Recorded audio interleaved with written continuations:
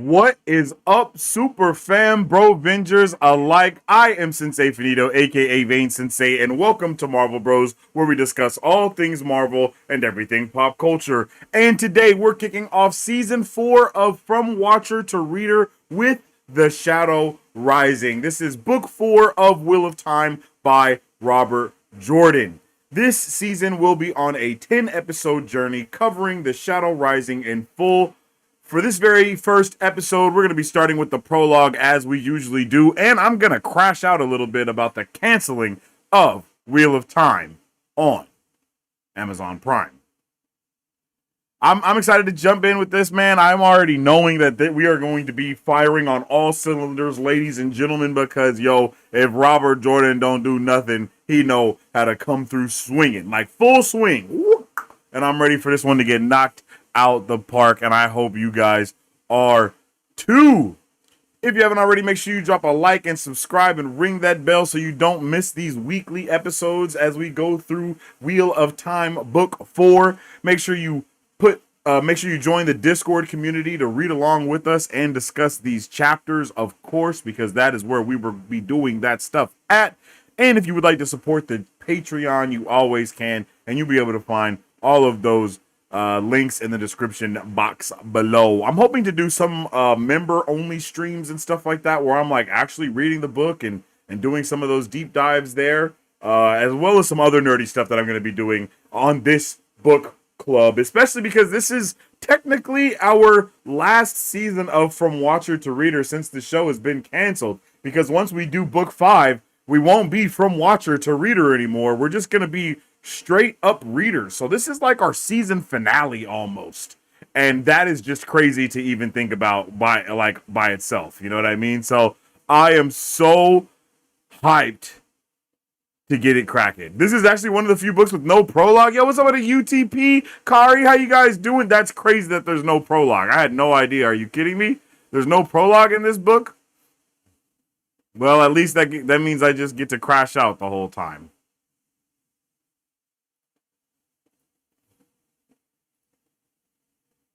That's crazy, bro. I could have swore this is one. I could have swore this was gonna be one of those books with the biggest prologue, yo. Maybe that's why KP didn't put that there was a prologue. At least I'll get to crash out. Yo, but what's up with it, Unraveling the Pattern? How you doing, Lauren, my guy? I hope you're having a good one, G. I appreciate you for being here. Oh, I'm also going to be opening some stuff that I got from some other people, because I know, I think Tom sent me something in the mail. I got something else, and I'm pretty sure my Watt Idol trophy is here as well. So we're going to dive and jump into all of those things for sure, for sure. I'm pretty excited, actually, to jump into all of those. I haven't checked out any of those things just yet, so we'll be checking that out and just diving on in. We're going to be diving on in. Let me know how everyone is doing. I think I need to share this stream a little bit, so I'm going to share the stream. You guys let me know how you guys are doing. Bro said, or straight into chapter 1. Hey, that is very possible. We might be able to go straight into chapter 1. I'm not sure. Let me see. That's crazy. I can't believe this is the one book that had no prologue. And that's super crazy because I usually don't go into the book like at all. So I can because KP is the one that my guy KP puts all the stuff together for the book. So now it makes sense as to why there was nothing for the prologue when he put the thing together for me, because ain't no prologue. G. Let me make sure I have all my books here.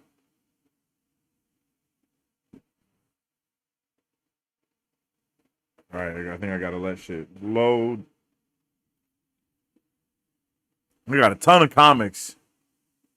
Wish I could stay for the whole stream, but I have to run. We'll definitely check back and watch later. Hey, I appreciate you, Lauren. Big shout out to my guy, Lord. Thank you for pulling up. We're going to be checking out, we're going to have to do some recaps for book 1, 2, and 3. I know it's been a long time for me since we've done the last book club. So I think we watched a video before recapping books 1, 2, and 3 of the Reel of Time after we have finished book 3. Do I have this book? Am I tripping? No, I'm not tripping. Um, what is this book called?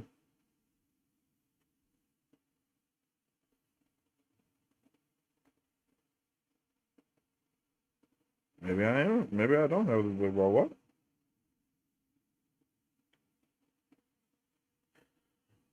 I know my phone, my iCloud be tripping with my books, bro. It like doesn't, it does not keep up everything.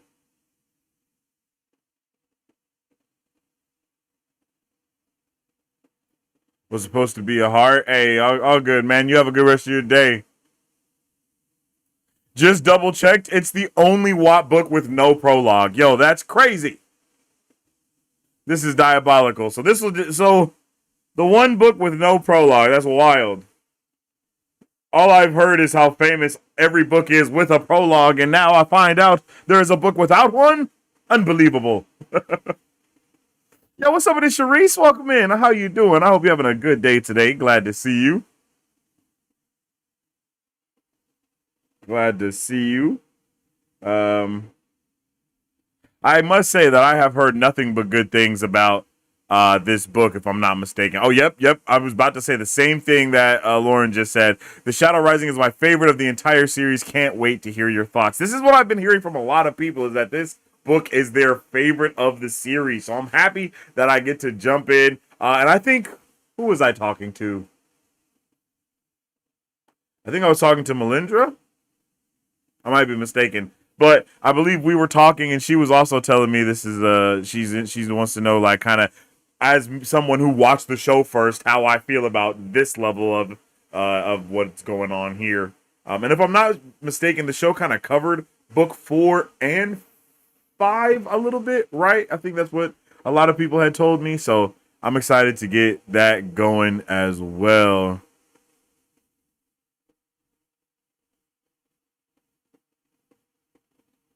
Yeah.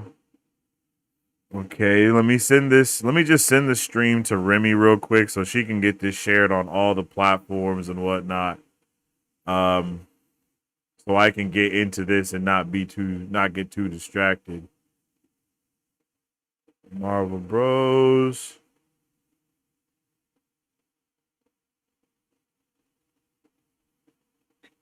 So one of the things that I am planning on doing is utilizing another YouTube page, basically, to put out a lot of these streams, but as dedicated videos. You know what I mean? So you guys will be able to follow along the series with that over there as well.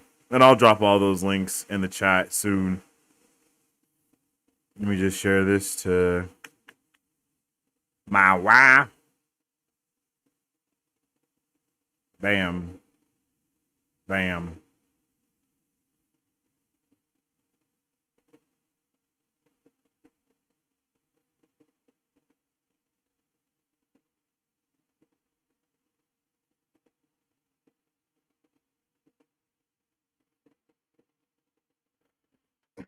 Okay, yo. Okay. So since there is no prologue, what I'll be doing today mainly is we'll be catching up, doing a recap of books 1, 2, and 3, because this is book 4, right? Am I tripping? The Eye of the World, The Great Hunt, and then The Dragon Reborn. Yeah. I'm on top of my stuff a little bit here. So I think we can do a recap of books 1 through 3. I think I saw I hope I can find that video from the last time that we watched. I was very much expecting to do the prologue here. It's okay though. It's okay. You know, that's on me for not even looking at the book to see if there was a prologue. I guess I just assumed, and I should not assume. But it's so funny that the one book I don't check that if there's a prologue, it's also the one book that does not even have a prologue. Like, that's funny. That's just insane. But hey, it'd be like that sometimes. And here we are. So, like I said, what we'll probably do instead is we'll do a book review. I'm gonna rant about Prime canceling Wheel of Time, and then I'll also open up the care packages, for lack of better words, that I have from all of the lovely Wheel of Time people that have sent me something. Because I think because I won the Watt Idol, I also won other things because of being the winner or something. I can't exactly recall how it worked because I unfortunately was not able to be in the stream when the stuff happened. And then I was just told all of the other stuff afterwards, which is awesome. Shout out to everybody that was hitting me up and letting me know things, which in fact is Melindra.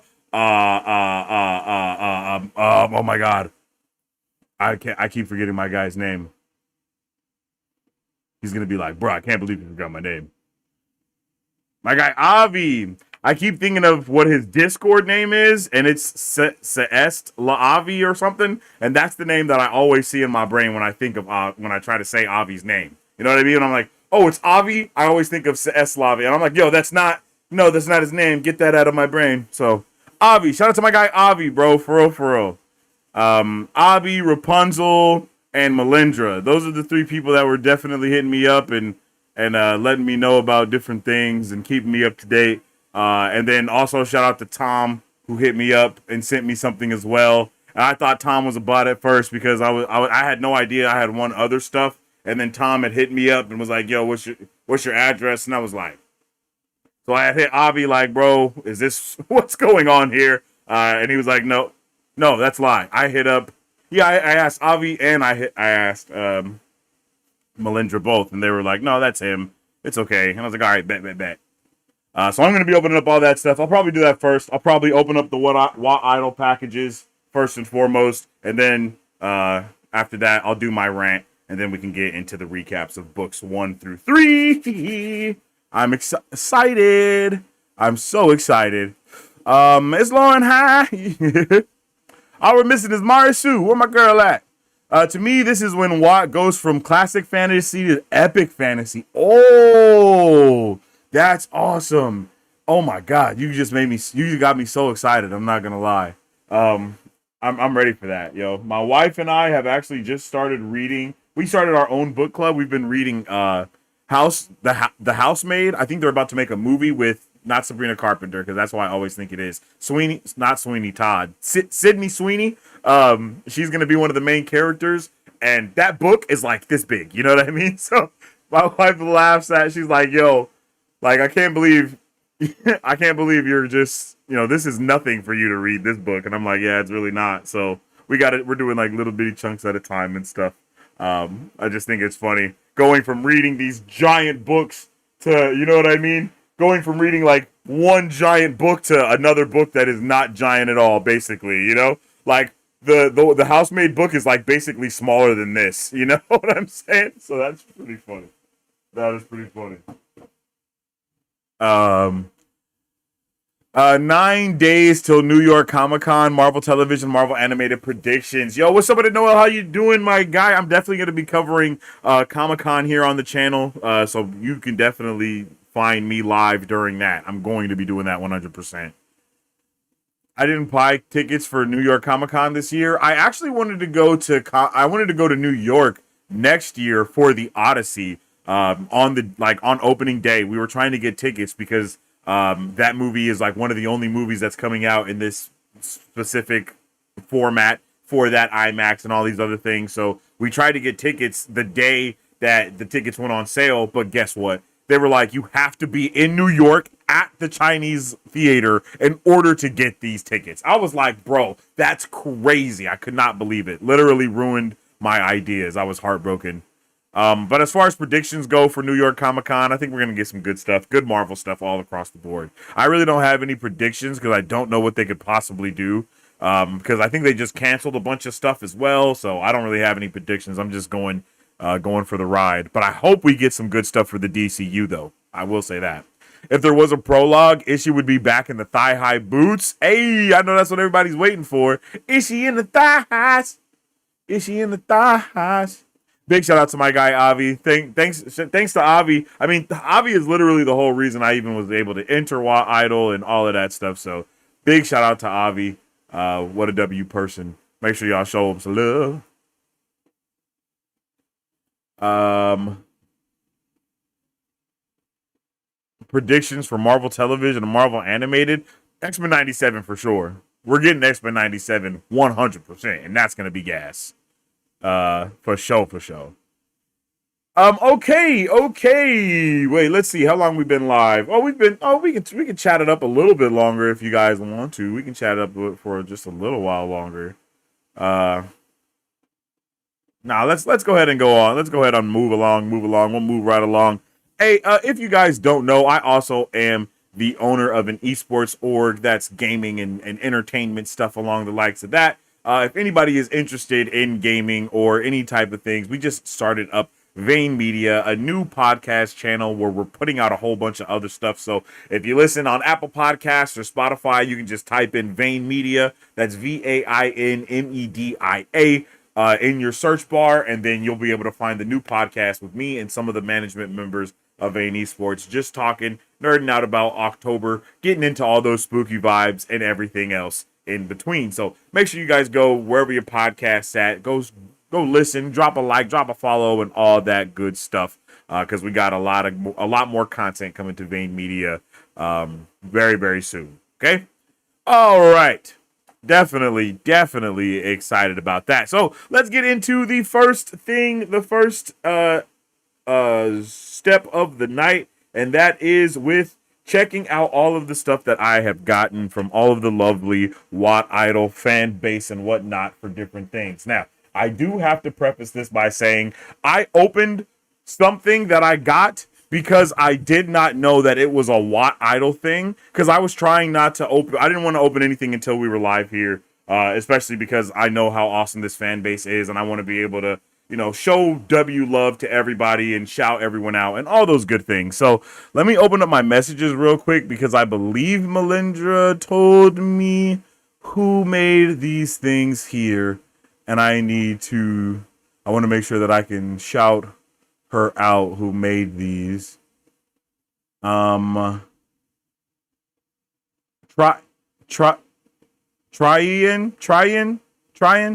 No, that's not Tyrion. I don't think that's Tyrion like Lannister.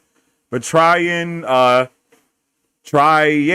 maybe, is a leather worker from Norway. And she does amazing leather crafts. And she just does this for fun often. Trian, thank you. You know what? I low-key thought that was it, but I was like, no. Trian, thank you. She just does this for fun, and she's from Norway. And she also has done a leather bookshelf. Leather bookcase before. I think it was actually for Melindra as well. And big shout outs to her. So these are the things that came in the mail. Okay, I'm sorry. I'm not sure which way these go. I'm sorry. I don't know which way these go. I don't know if it's like this or like this. I think this thing in the middle is supposed to go vertically. But if it's supposed to go horizontally, just let me know. It does kind of make sense if it's supposed to go like this, because then there's more of an X going on here. But she made these amazing leather. I believe these are coasters. And these are freaking so nice. Like, these are so nice. You see, I have them like right here at my desk because they just look so good. I don't know. Yeah, there we go. I want you to really see that. Like that. Look at that. Yeah. And it's two-sided.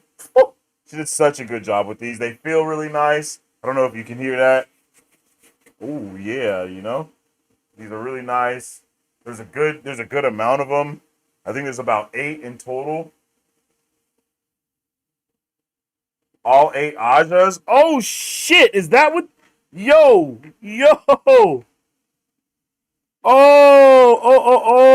Okay. Okay, that's super cool. Yo, put me up on game.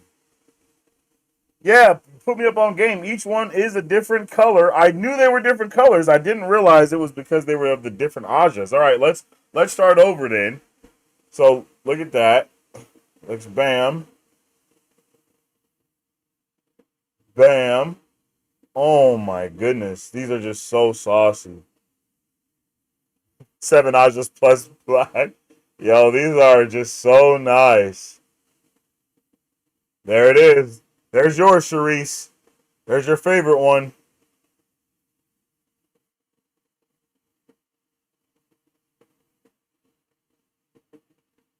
Yo, these all look so good.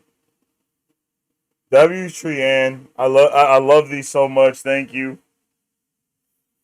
I've had these in my office. They look so good. I almost don't want to use them. You know what I mean? Like I don't know if they're supposed to be coasters. I think I just assumed they were because of the shape. I have not used them as a coaster because they just look so good. And I'm not gonna use them as a coaster ever. I'm just gonna probably just keep these or put them on display in some way because you know I love to put things on display as you can see. And I need some Wheel of Time stuff, so I might put them in like a case, almost like how you put um what is it like how you put like coins like silver dollars and stuff, you know what I mean? You know, you could put like silver dollars in a case. I'm gonna do some shit like that with these, and you're just gonna see them up on the wall because these are beautiful. They feel amazing. Once again, they look beautiful, and they're handcrafted leather. Like you just don't get stuff like that. You know what I mean? Literally, yes, exactly, Lauren. Literally one of a kind, and they are supposed to be coasters, but I wouldn't use them either. Yeah, I have not used it once, and they've been right here because they just look so dope. I grab them sometimes. My kids often ask me questions. I kind of flip it to determine what that answer will be for certain things. And I just kind of like those things. I just like those a lot. So those are definitely going to be in a display case. Um, Once I find one. You know what I mean? Once I find something, because I want Wheel of Time, like more Wheel of Time stuff in here as well. So yeah, chicky, yeah. Gotcha. I just realized I'm pretty sure my son stole my Sharpie and I need, oh no, here we go. Okay. This is this and this is this. Okay. All right. Let me just take all my name and my address and all these things off of here so I want to be able to freely just have these on camera and not have to worry about doxing myself.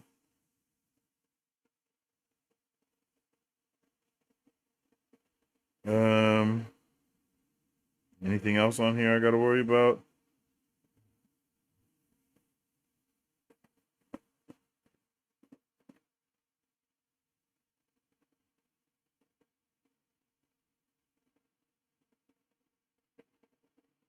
Oh yeah, I don't almost put Melindra's stuff out there too. Okay, got that out of there. Okay, so this is the one from Melindra. So this is the trophy. So we're gonna save the best for last. Okay. Next up, I believe this is from Tom. Yep, this is from Tom. Big shout out to that to Tom. Look at that. Got a nice little wax seal on there. Yo, literally the attention to detail. It's magnificent. I just love it. I just love it. I love it. I love it. I'm not sure what this is actually. I don't know if I know what this is.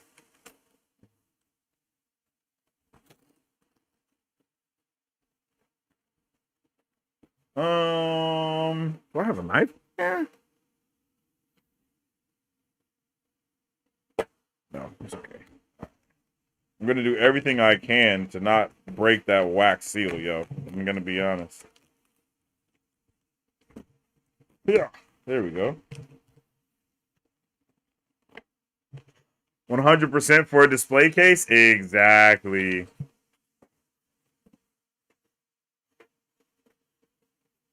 Oh, a little side note here.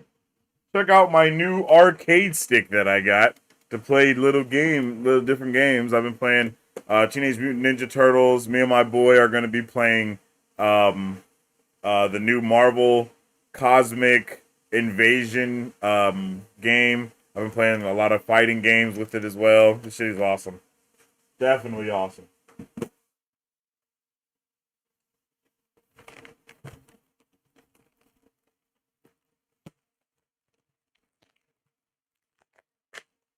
Come on, baby.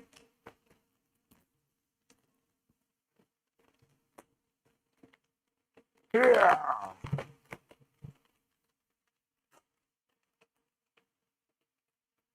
I don't need no stinking knife.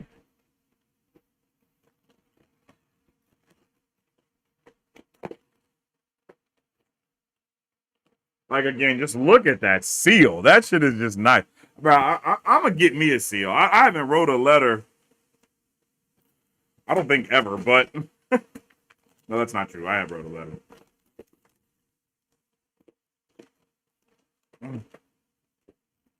Yeah. Damn. Curse you, Tate, my mortal enemy. There we go.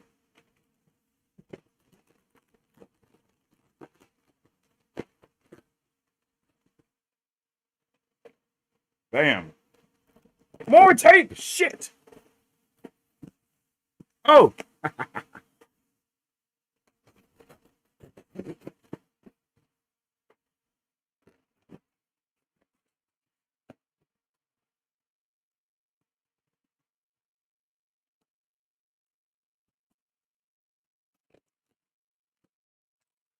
Alrighty. There we go, ladies and gentlemen. It only took me about an hour and a half to open this, but I have now opened it. And let's see what we got here. That's awesome. I had one of those joystick arcade things at work and only played TMNT on it too. Loved that game back on the NES back in the day. Yo, that's what I'm saying. I love the game so much. Shredder's Revenge has been so much fun with this arcade stick. It was about $60 on Amazon. I'm going to get like 3 more, literally, so me and my whole family can just play. We got a little game area, of course. And I definitely want to check that out, yo. Okay, let's check out. Oh, okay, so it is a backpack. Oh, yo, this is fire, actually. So, oh, yo, look at that. I love this. I'm going to use this so much because I literally hate having a normal backpack. I just hate it so much, and this is going to be amazing. This is a fucking nice backpack, too. Oh, my goodness. This is a really nice backpack. Good material. Solid design on there, too. Look at that. Oh, wait, let me get a good. Look at that. Wow. Absolutely beautiful. Wow, thank you so much, yo. This is awesome. This is so cool. The hell of zippers. They got a little thing on it, too, so you can just carry it. Yeah, I like this. This is dope. This is dope. Yes, sir. Especially because of my job that I do. I be on the move. Look at that. Look at that. Look at that. That's pretty saucy right there. I like this. I like this a lot, actually. This is literally what I have been needing, yo, for all of my business stuff. Yes, sure. I love that. Thank you. Thank you so much, Tom. And it's really good quality too. Oh, oh snap! What? Oh, yo,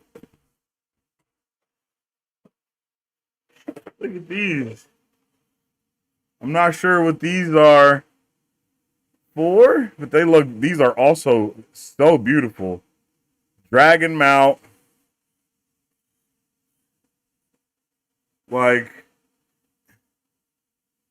this feels like kind of like the ribbons you get on graduation. For those of you that have graduated, I kind of feel like I'm supposed to peel this off, but I'm also scared to peel it off, so I'm not gonna peel it off.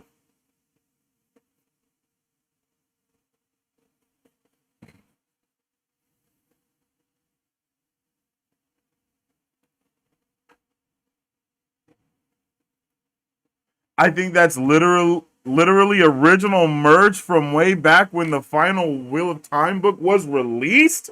What? 11 years ago?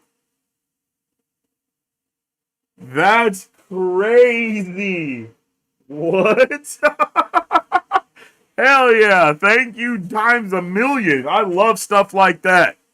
Yo, I love stuff like that. You don't tell me that. I'm going to end up not using it, and I need to use it because it's a perfect backpack. Those ribbons are usually given out at conventions. What? To add to your badge? What?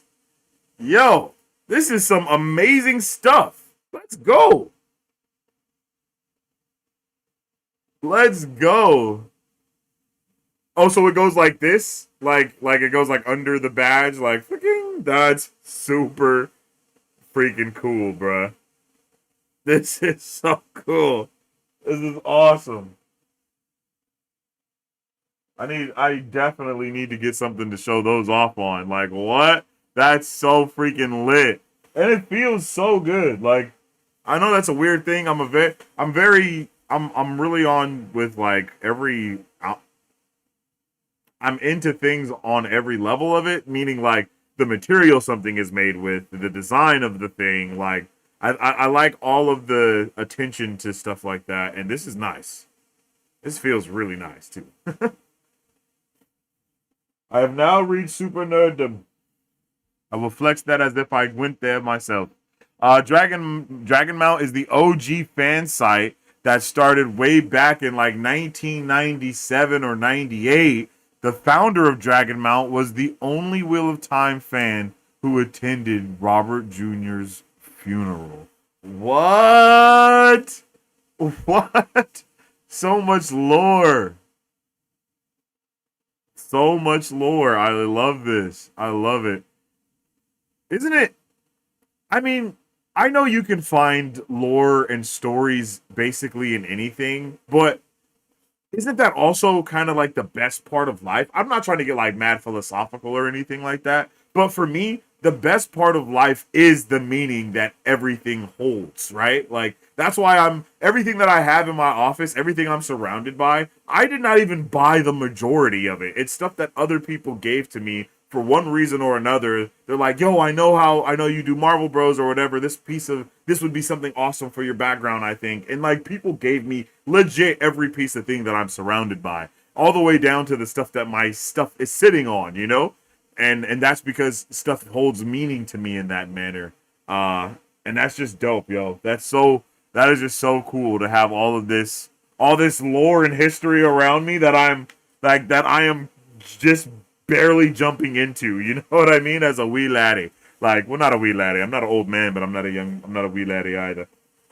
I'm not a wee laddie either. I turned a little Irish there at the end. Not sure what happened. All right, let's keep it moving, yo. I think this is the last thing that we have to open today, and this is going. I believe that this is the Watt Idol Trophy made by Melindra, if I'm not mistaken.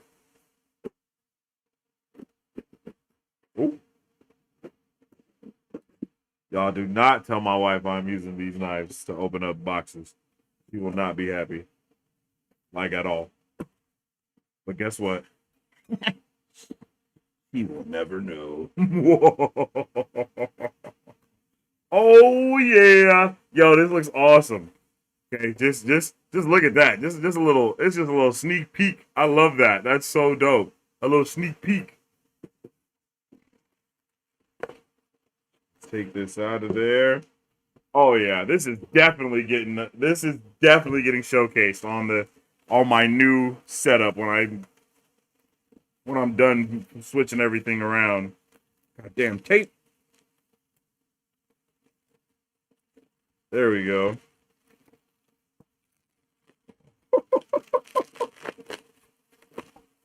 Yo, look at this. This is so cool. Oh my goodness. Like, this is so beautiful, bruh. Look at that. I can't wait to show my mom. Yo, this is awesome.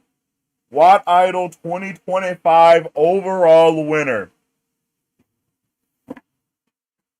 I would. Oh shit! You can't see my face from my Hold on. You got to see my face for the bit.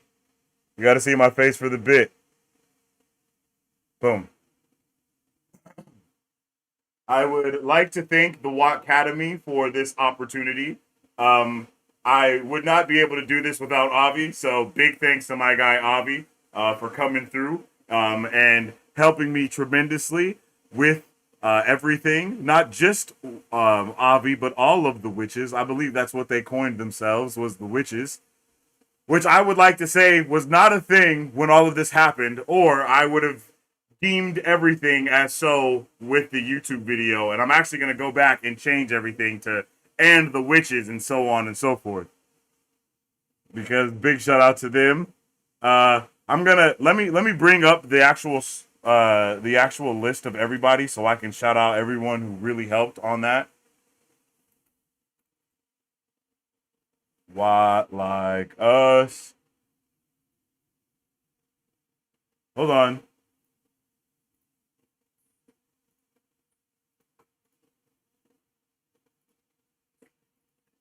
Hold on. Boom, here we go.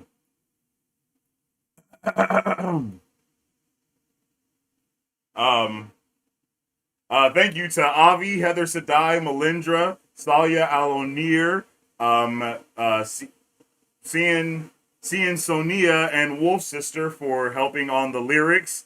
Thank you to Avi, Heather Sadai, and Lauren, Melindra, Rain and Ruidian, and Salia Alnir for the storyboarding behind this project as well. Thank you to Alyssa from One Power Ballads for the footage, and I believe that we used in the video. Rain and Ruidian, Sony and Amazon, shout out to them, whatever, for the footage as well. And then, of course, shout out to Avi for the editing. Hashtag Save Watt. I'd like to thank the Academy for, and everyone that voted for the song. You guys are awesome. And then also shout out to the random selector, because I believe it was a raffle or something like that ended up picking all those stuff, things like that. So, shout out to the people that put in hard work in writing those lyrics. I appreciate all of you. I got 2 trophies. There was also a trophy for lyrics, but I actually had Melindra send that one to Avi because I just did not feel okay with, taking both of those trophies when I really didn't write any lyrics. Of course, I made it my own so I could rap the stuff, but I wasn't behind the creativity of making all of the lyrics. So Avi should have the actual the lyric trophy. I think it was the Loyal Award or something or something like that. I think that was the other one that I had won, and that is what I sent to. I had that one sent to Avi. So for real, even though this is low key a bit, I am also being serious because I wouldn't be able to do it without any of you guys. I appreciate you. Thank you, and I hope all of you guys have a good rest of your night. Thank you. Thank you. Thank you. Thank you. Thank you. You're too kind. You're too kind. Thank you. Thank you. Thank you.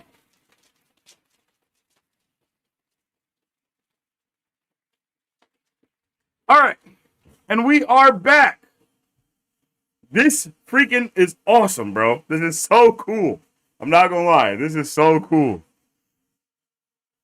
Do you see the snake eating its tail? Actually, a microphone. Yes, yeah. I saw that. I saw that actually on the Watt Idol logo. I saw that, and I was like, "Yo, that is so freaking cool." Let me see if I can get a good look. This little snake singy. Yeah, he's a little singy snake. But yeah, this is definitely going to be in the background, probably up there. I'm going to redecorate some stuff soon, just move some stuff around, and I'm going to find a good old spot for this, as well as, all of my other Watt Idol things. This is probably how it will be, and we'll have a good spot somewhere to be able to be seen. Again, shout out to all of the amazing Watt Idol people, the Watt Idol fan base. You guys are all really dope and amazing. You probably don't want to hear me popping this. I'm sorry. I don't know why I started doing that. But yeah, you guys are awesome. Thank you to everyone that voted for the song, everyone that listened to the song, liked the song, and all that good stuff. You guys are the real GOATs, the real MVPs. And yeah, yes. You guys are ASMR. I got you. And now, let's get into our ASMR.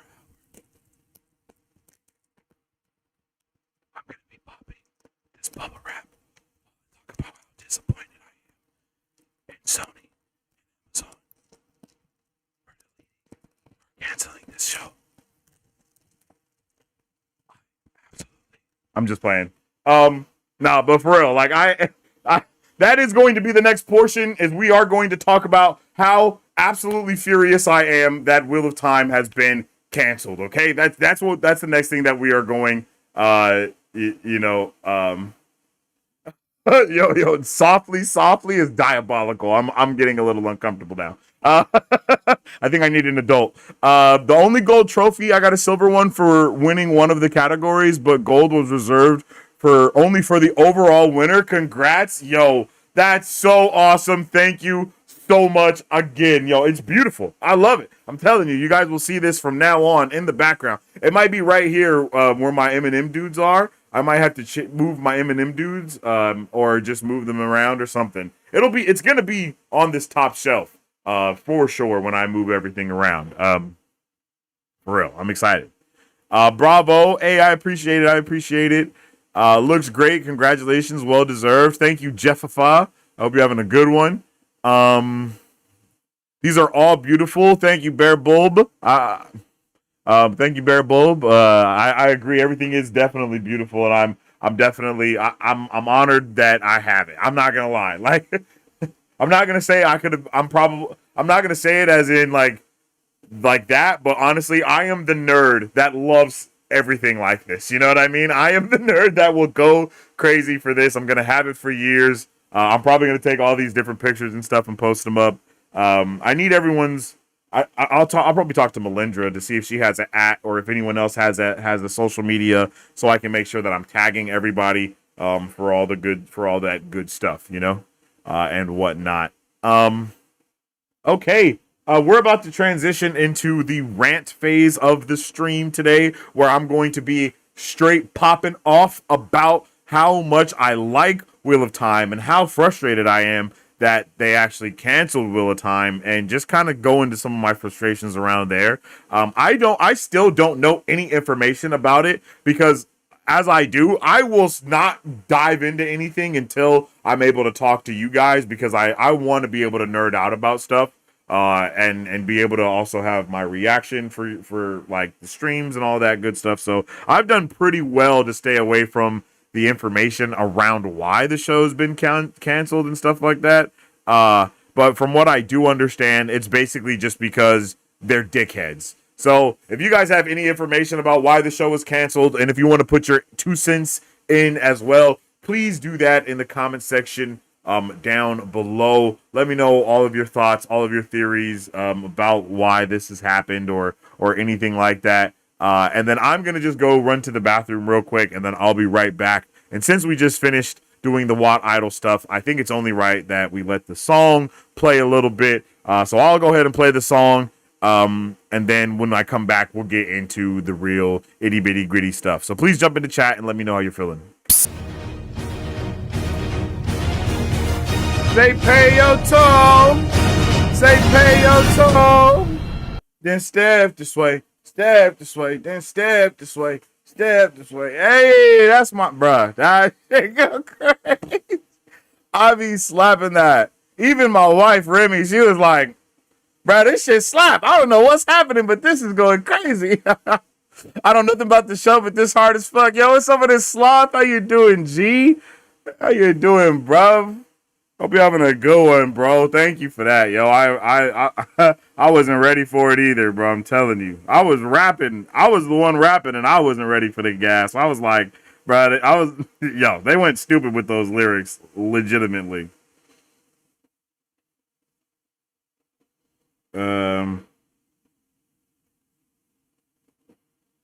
Let's see.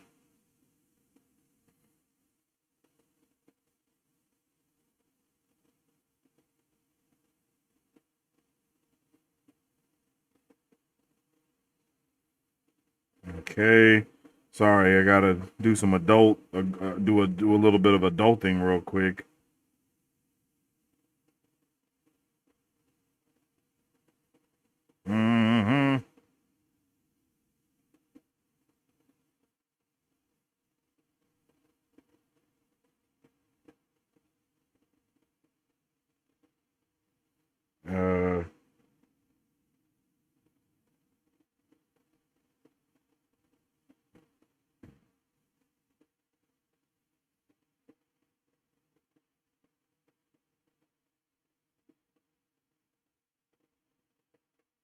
Okay.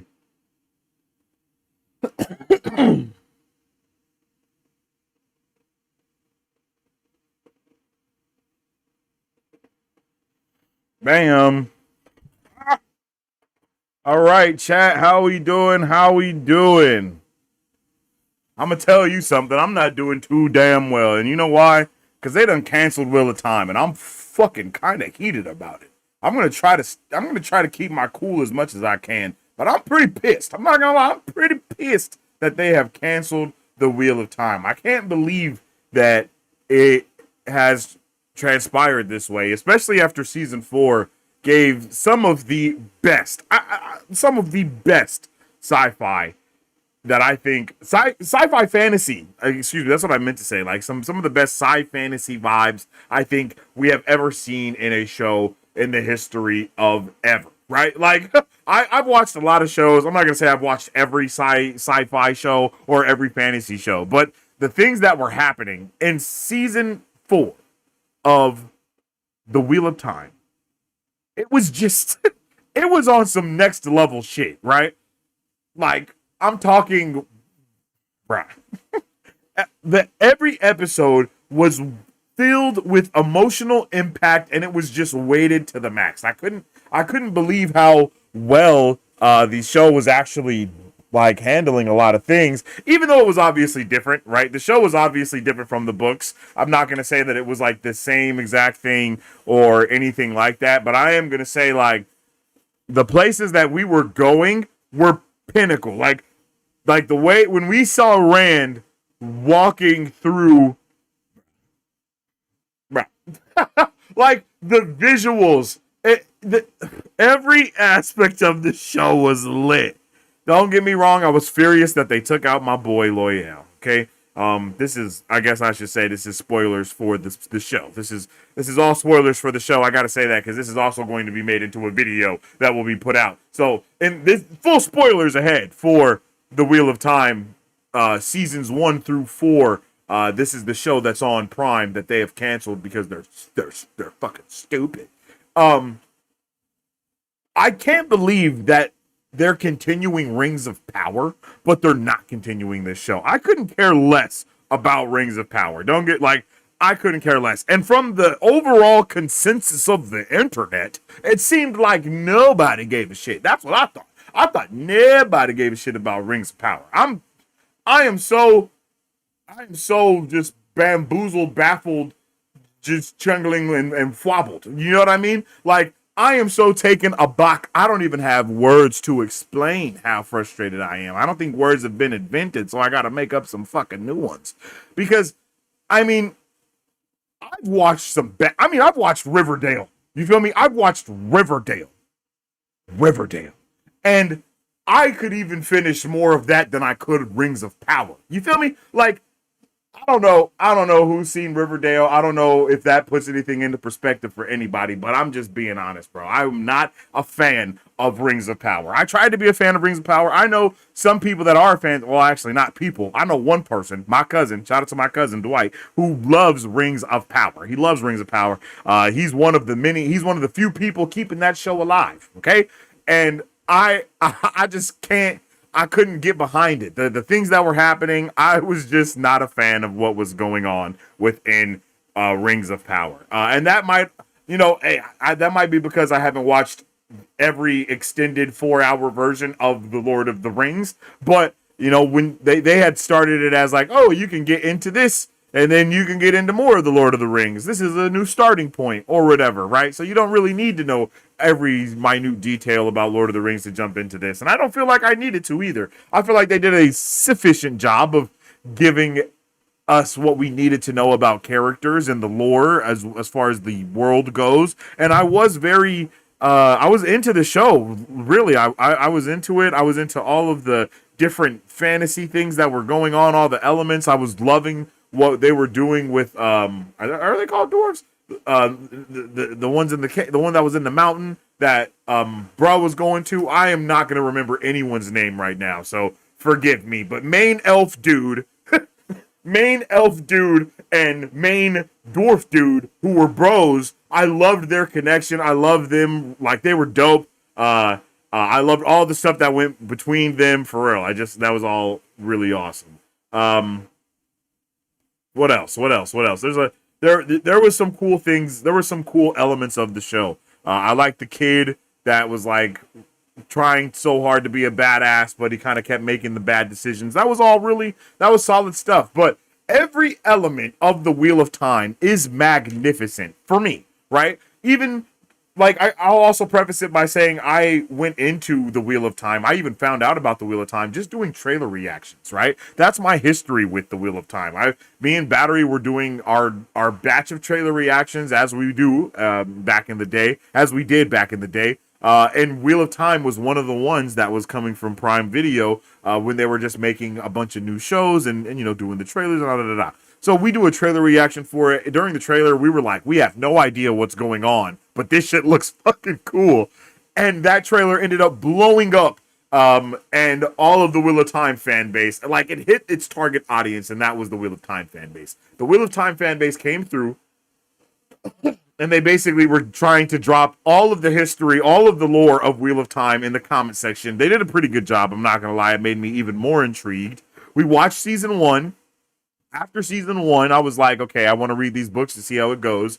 And then I think that's when we started doing the book club. We did book club for book 1 and book 2. No, we did book club for book 1. I was like, this is freaking awesome. Everybody was like, yo, do book 2. I was like, I'm not doing book 2 until the show comes out with the second season. The show season came out. Then we did book 2. And now we're here about to get into book 4 because season 3?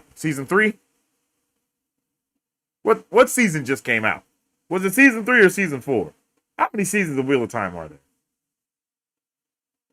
I think I'm confused because it's From Watcher to Reader season 4, but it's Wheel of Time season 3, and we're on book 4. Yeah.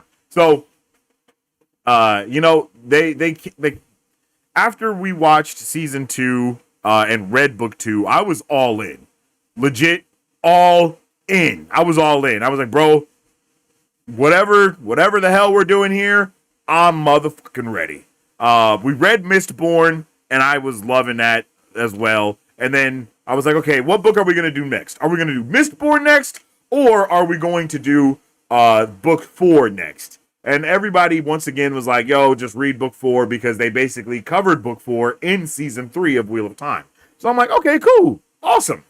I'll go. I think that, no. I'm sorry. They said that about book 3 for season 3. And I was like, cool, awesome, no worries. Read book 3, season 3 came out. I was like, y'all kind of finessed me because there was actually a lot of stuff that was in that book, but it's okay. I'm not tripping. And then that's why we're here going into book 4 because everyone was saying that season 3 had elements of book 4 in it. So, boom. I'm hyped. I'm like, all right, let's go. We're about to get into book 4 on the channel here. I'm so juiced because I'm like, okay, we can read book 4 and then season 4 will probably come out not too long after we read book 4. And then we'll switch back and forth from Wheel of Time to Mistborn during the off seasons of the show so we can catch up on Mistborn, but also watch this and read Brandon Sanderson. We had all of these cool ideas. But then everything changed when the Fire Nation attacked. Prime Video straight up just canceled the show. Like, it was like a Tuesday evening at like 7 p.m. and it was like, Wheel of Time is canceled. And I was like, what? What the fuck? What? And the show that was, I'm pretty sure the show had also broke records that season.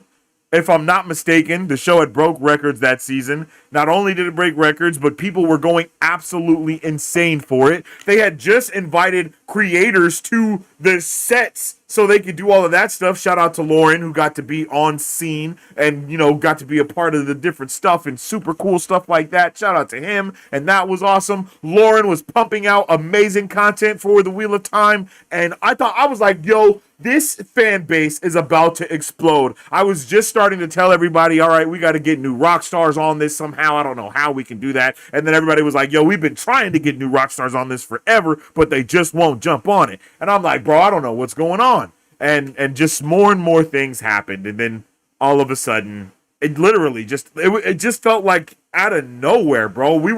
I feel I was blindsided, and I don't want to speak for too much of the fan base since I'm a newbie around here, but I feel like we were all blindsided. I feel like things were going good. I feel like we were all watching it and having a good old time. The internet was basically breaking about different things that were going on as well. When different reveals were going on, we get to see freaking Balefire and the Boar happen, and we see Teleranriod. Like, bro, it was just a wonderful time to be a nerd. And then they just took it all away. They ripped it all away. And I'm not exactly sure why they ripped it all away. And I feel like we need explanations, right? They had the always talented and beautiful Rosamund Pike coming through and doing the book readings for all of the Wheel of Time books as well. They were selling. I'm like, there's no way that they were not selling books. They chose not to put out merch, which made no sense. Absolutely no sense, right? Like begging for merch. I gotta say, they actually continued to take more and more away from Wheel of Time as it got bigger. It was like, okay, Wheel of Time comes out, we watch it. Almost every watch party we do is going. It's doing some really good numbers. Obviously, the Dusty Wheel is doing what the Dusty Wheel does, and having the fan base over there for the streams, and Lauren's doing good stuff. Everybody was like, I thought we were making shit happen. But no, Prime is just greedy. Bezos is bald, and I'm fucking furious because we don't get any more Wheel of Time, and I don't know why. Right? Like, legitimately, don't get me wrong. I'm not gonna say Prime doesn't make good stuff because I love Invincible. I like The Boys. I like Gen V. Who cares about Rings of Power? War of the Worlds might have been the worst movie I've ever seen in my life that came from Prime. So it's like, hey, just because y'all don't know what you're doing with some of your properties doesn't mean you got to give up on the other ones that we are all loving. Wheel of Time, the show, is the reason why I have even been able to join this amazing fan base, found out about Wat Idol and everything along the lines, right? So it's like, I am appreciative of the show for so many reasons, but it's like, why are we doing this, right? When you have all of the opportunity to make money and all you do is care about money, you think you would jump on the opportunity to make more money. But look at the things that happened over the trajectory of the season, over the seasons, right? They put more money into season 3 than they've done for. I think they put more money into season 3, and I don't know how they don't. Maybe the numbers didn't match up to what they wanted it to be, but it looks like on our end, from my end as a normal nerd that doesn't know everything about how subscription numbers run and how the view numbers. I don't know that shit, but from someone who was on the internet and looking at how people are talking about stuff, people liked the Wheel of Time a lot and were willing to also give it a chance because even if they didn't know what was going on from season 1 to season 2, if they were confused, they allowed season 2 to put those things together, and then on season 3, people were coming back. We were all coming back. Even the people that were furious that the show wasn't one for one of the book were still coming back to watch the show in hopes that it would become more like it once we get further down the line. And yet they give it up. You cannot tell me that Rings of Power has the opportunity to be Prime Video's Game of Thrones. Like, I'm sorry, you just can't tell me that. They put a lot of money into it, yes, but I hear far more people complain about that show than I hear people give it praise. And not just that, but also, like, the Wheel of Time, don't get me wrong, it was a little bumpy from one to the next, but it's because they didn't believe. It's like, you can't not believe in somebody and then be sad when they don't perform at the level that you wanted them to, right? You got to believe in it. You have to also breathe life into the thing in order for it to be something. You can't just be like, oh, hey, do the stuff. And again, people were showing up. I mean, I'm a prime example. I went out and bought books and all of this other stuff now because of the show, right? I'm deep into the Wheel of Time universe lore. I'm trying to figure out metaphysics and shit now because of the show. So it's not like there weren't people that were coming back, because there was, because I was one of them.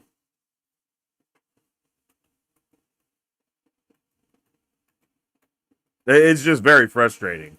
It's just really frustrating to see them legit drop the ball. And then You know what's not? You know what's the most frustrating is to see them drop the ball and then to know that Game of Thrones is about to get 5 spin-off shows. it's like it's like we're about to get a seven Night of the Seven Kingdoms. We still have House of the Dragon. They're about to make another show. Like they're just making more Game of Thrones, and that series isn't even finished.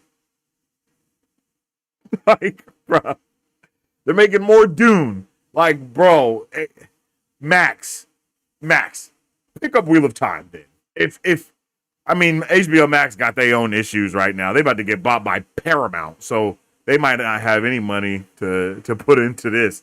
But anybody but Netflix, please pick up Wheel of Time because Netflix, the reason why I don't want Netflix to pick it up is because they're going to give us one banger season. They're going to give us 3 more seasons that are not bangers, and then they're going to cancel the show. Or they're going to give us a banger season and then cancel the show. HBO Max, bruh, let Apple TV get a hold of the Wheel of Time, and I promise our lives will be better for the rest of as long as it can be until some dumbass person does something stupid next, you know? Like, that's the kind, like, bruh, I've been watching Invasion on Apple TV, and that show alone has made me want to see the Wheel of Time with Apple, as well as The Foundation. Another amazing, like, to where I will, this is what I'll say, right? Where I look at something like the Wheel of Time as being, like, the best sci fantasy show, like, or like, really it's fantasy, but with a twist of sci-fi on it. Like, it's one of the best shows with that.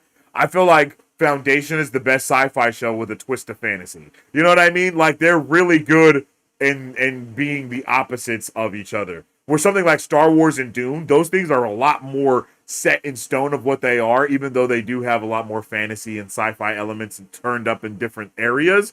But I think Foundation and the Wheel of Time are very similar in the type of like the shows they are, the type of narrative that they're kind of going for in a way.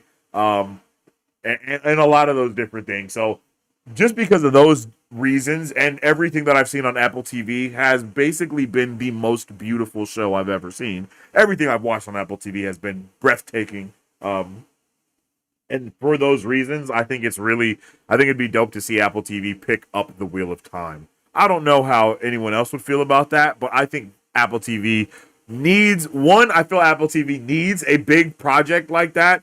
And they need a big fan base because up until this point, they only do not remakes, but they do a lot of original content, right? Like, they're not really telling stories from other POVs too much, other than like Monarch, right? And Foundation, obviously, but they usually are trying to set up a new show or start something from the beginning and do that. So, for that reason, it's a little iffy, but also I think they would do the best job though, bro. I think they would do the best job. If I would have to be like, who would I want to pick up the Wheel of Time after Prime has absolutely fumbled the bag? I would say Apple TV, HBO Max, Paramount Plus, and then Netflix at the bottom. I really wouldn't want Paramount or Netflix to get their hands on it at all. I don't give at all, like really, just to be honest there. But that would be my order of who I think it should go to. And those are the reasons why I think it should go to them as well. I will never forget I don't even know what episode it is off the top of my brain. Just because I didn't like write a script for this. I'm just ranting about it. But the episode where Rand is going through time, bro, and each step is just like, bro, literally, just even thinking about it, I'm like, yeah, hell yeah. Like, this show is fire. We're probably actually going to do a rewatch after we finish after we finish this book. We can do a rewatch of the 3 seasons or something. I don't know, man. I don't know. I need to talk to somebody at Prime Video about this, though.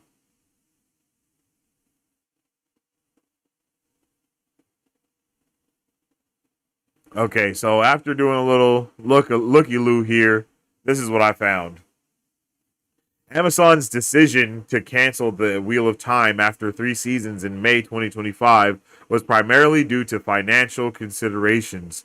Despite the show's strong debut as Prime's Video's most watched original series premiere in 2021 and a critically acclaimed third season, viewership declined in later seasons and production costs remained high. This combination led to Amazon to discontinue the series. The cancellation followed a period of internal changes at Amazon. Jennifer Salk, the former head of Amazon MGM Studios, who had overseen the show's development, was ousted 2 months prior amid a series of expensive misfires. This shift in leadership likely influenced the decision to end the series. In response, fans launched a global Save Watt campaign, which included an online petition with over 200,000 signatures and crowdfunding efforts for digital billboards in cities like New York, London, and Sao Paulo. Despite these efforts, the show was not renewed, and discussions about potential prequel film trilogy were also halted. While the series has concluded, all 3 seasons remain available for streaming on Prime Video, allowing fans to revisit the story. Damn. That's crazy. So what it kind of sounds like is that the very similar to what's going on at Disney right now, right? Like Bob Chapek pulled up after Bob Iger, and Bob Chapek made this plan to make all these original series, and then it was like, okay, bro, things aren't going the best after that. So now you get fired, Bob Chapek, and your shows and your ideas are going with you out the door. I don't think that's fair.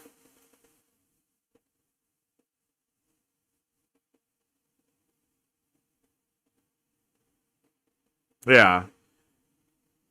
Because they fired her 2 months before the show was canceled.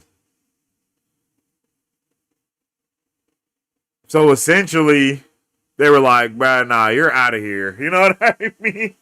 Like, you're out of here, bruh. All of yo, everything you came through with was a bad idea. That's how they felt from a business perspective. Like, damn, that's brutal.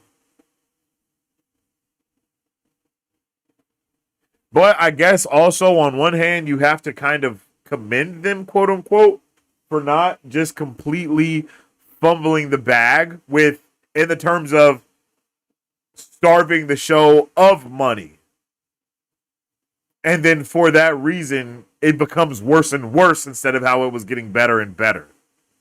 Because I do feel that the Wheel of Time got better with each season. And if they would have kept it going, it would have been magnificent. Literally, I have no doubt in my mind about that. That was episode 304, Ruidian. It's still incredible after you read book 4. Yeah, I can't wait to read this book because I know a lot of that stuff that I love the most about season 3 is in book 4. So I'm so hyped about that to see the different perspectives because reading these books after watching the show has been transcending.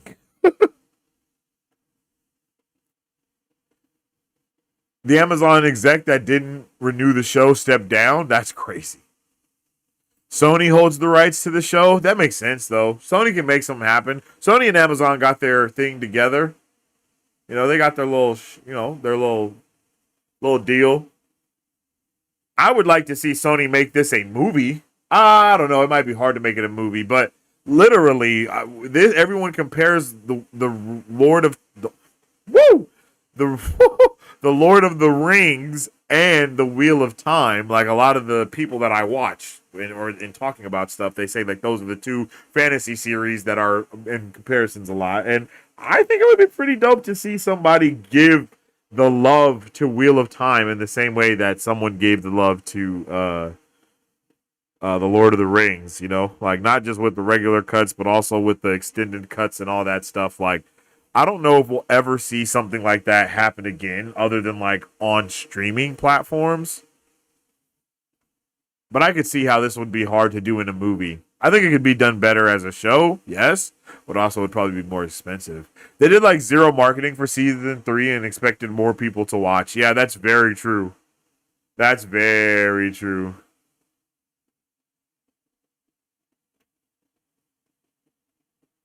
Knowing what I know about this series, it will get very expensive in later seasons. Oh, I see what you're saying. So they're gonna have to put up even more money as they continue to go down the road, which I could see. I could understand that being not a hard pill to swallow, but a hard deal to make. To be like, yo,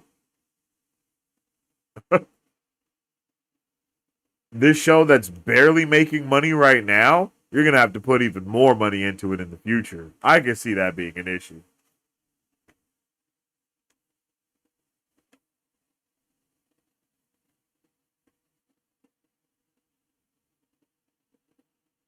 Um,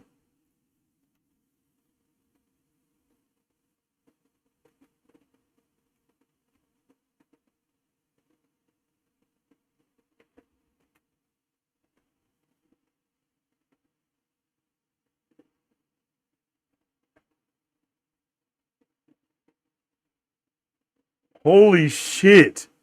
Daniel Green put out an 11-hour Wheel of Time plot explained video. That's insane. Are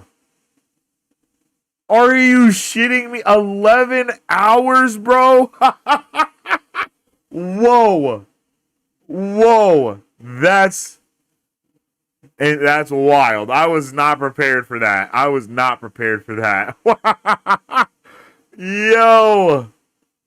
That wow. Holy shit. Bro literally had to probably spend a year working on that video.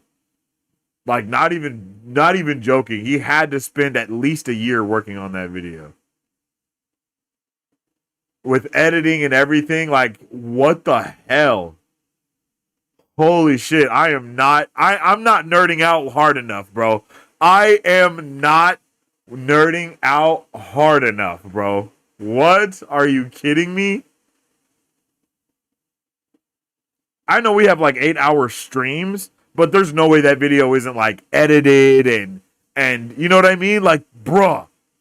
There's no way that bruh. What? I wonder if I can watch it up until a certain point. Yo, let me get a one in the chat if you guys have watched the 11-hour Daniel Green entire plot explained video that he dropped about 2 weeks ago.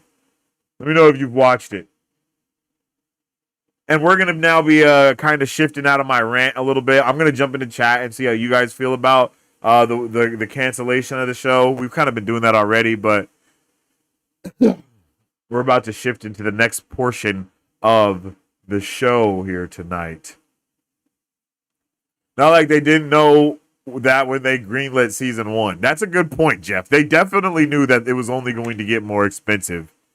But maybe there was an internal thing to where, like, hey, let's give it 3 seasons. If the numbers go up, then cool. But I also agree that there was basically zero marketing about the show. Because even when I was doing watch parties, people were like, what is this? I've never heard of this before. It's like, bro, that should not be what's happening. Like, people should be like, wow, I've been seeing trailers for this everywhere or something like that. Especially when something is like for an Amazon Prime or a HBO Max, any streaming platform, it's like you have to be dense to think that you don't have to market your shows. But it also might be hard to market shows in this day and age where everyone is trying to do stuff without ads. I don't know. They need to hire me for their marketing service because I can make some shit happen. Honestly, maybe that's why HBO likes A Song of Ice and Fire, because it isn't finished, so they have the option of doing things cheap. That's funny.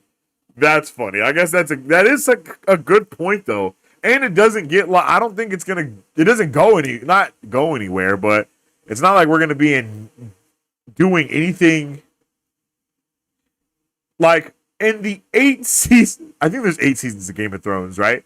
In the 8 seasons of Game of Thrones, I don't know if there is anything as ambitious as what happens in episode 304 of the Wheel of Time.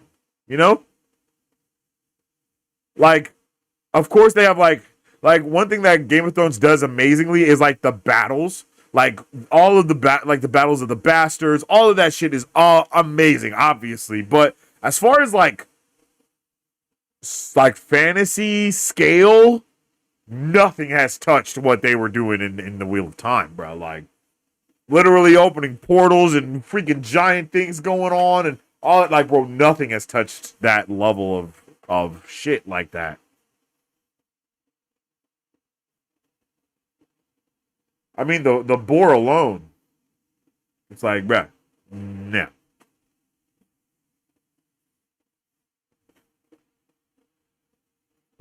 Oh yes, and Daniel's videos are very good. Yeah, I found Daniel in my search of looking for people to help me when making my own writing and stuff, and listening to people talk about books and dropping stuff and all that.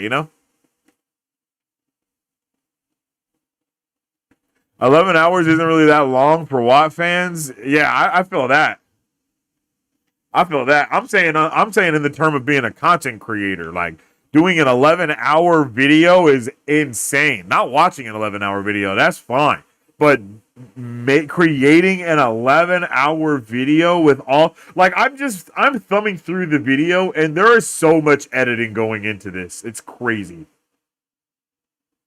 Like he has like characters popping up when he's saying people's names and stuff. Like, bruh, there's that's wild. That's it. That's all I can say is that is wild.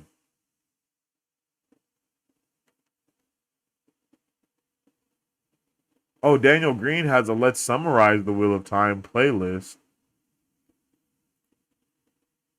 Oh, we might have to do that. Books one, two, and three. Yeah, I think that's the strat.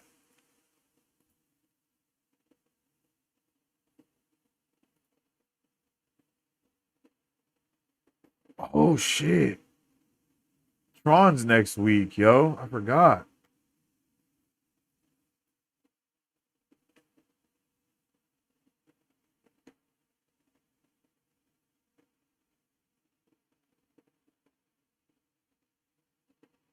Put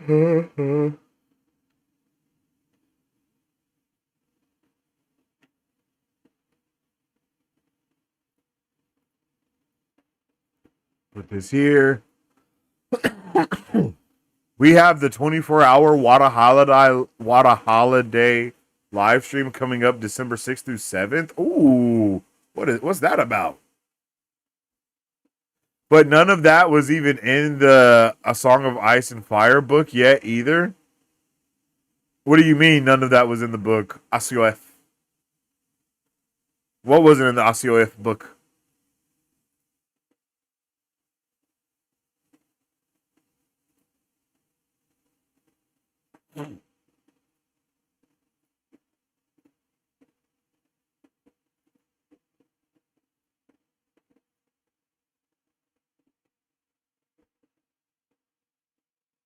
The Battle of the Bastards?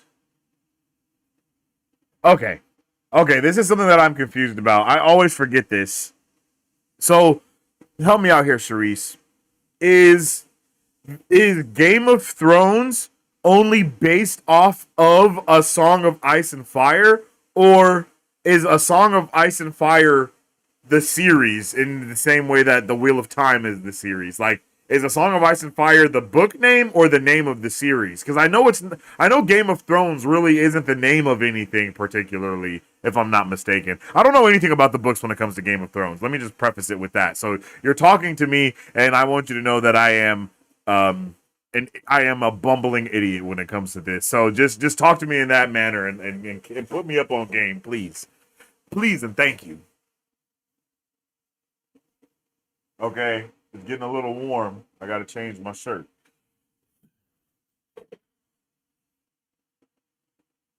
A Song of Ice and Fire is the series. Book one is Game of Thrones. Oh. All right. So now Now, my question is the show Game of Thrones based off of the series A Song of Ice and Fire, or is it just based off of one of the books? I don't know if I'm making sense here.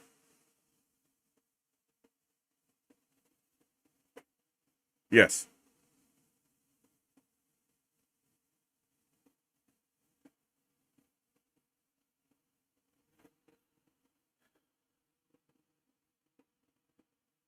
The show is based on the entire series, but named after the first book. Okay, cool, cool. Thank you, thank you, thank you, thank you, thank you, thank you, thank you. And I saw, okay, and tell me how legit this is, how accurate this is. I saw a video recently of someone saying that if the show actually stuck to how the books were structured, that in this year 2025 of our Lord, we would actually be ending the series for real now. Like if they actually stuck to the show doing it the correct way of how the books are, then actually we would be ending the series of Game of Thrones right now. Like this would be the last season that we're getting right now. Is that accurate?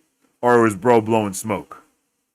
I think he basically said that they rushed things so much that that's how much we missed out on. Is that things were rushed so fast. I feel like I'm out speaking myself. Give me a moment.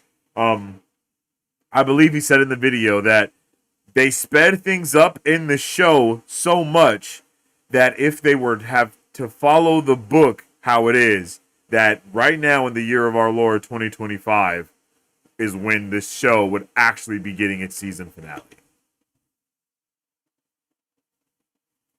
I don't agree with that exactly. Okay, okay, okay. All right. They sped some things up, changed some things. Do you think that they could have did it with the amount of seasons that they had, just with the proper number of episodes, or do you think they needed like an extra season or two?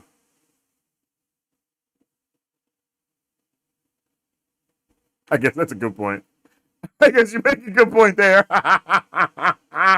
I guess you make a good point there. They was gonna have to make that shit up regardless. Ain't that crazy? The show has been over for hella long, and bro still ain't done with the book. Like, come on, buddy, what are we doing? All of you book readers in the chat, how long do you think is a solid amount of time to use on getting a like writing a book? I'm not talking about like Brando Sando, because bro is writes in his sleep.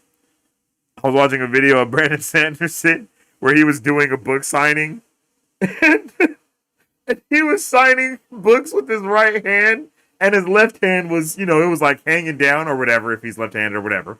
But his other hand was hanging down, and then someone wrote in the comments. They were like, "Watch that other arm, because he's definitely writing a new book." Like, man, I agree. Like, that man is ridiculous. Less than 10 years would be great. Okay. So, all right, cool, cool, cool. I'm about to I'm about to do a full once over on all of my book projects that I have to see how complete I am with it. This is an idea I came up with. I didn't come up with the idea. I got this idea from what I meant to say was I got this idea from Brandon Sanderson watching his videos, because he'll be like, I am 33% done with this book, I am 72% done with this book, and I am 50% done with this book. I want to do that with my own stuff that I'm doing, so I can have a percentage and understand how finished I am with certain books and projects. So that way I could be like, yeah. You know what I mean? That way I can know what percentage I'm on, and then I can also light a fire underneath my ass to start writing a little faster. You feel me?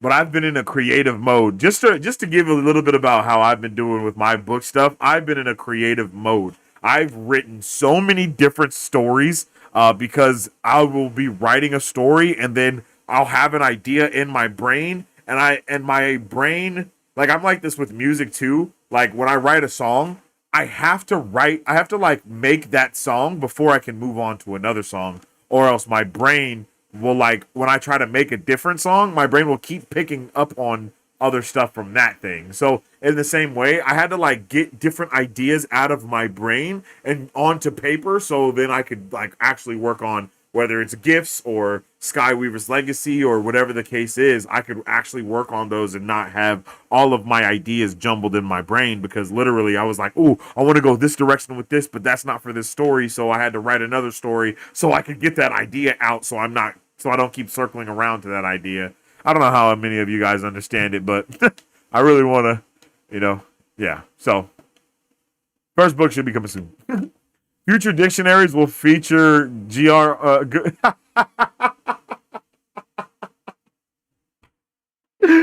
Yo, hey, I ain't gonna lie. I think it would be hard if I was George R.R. Martin, right?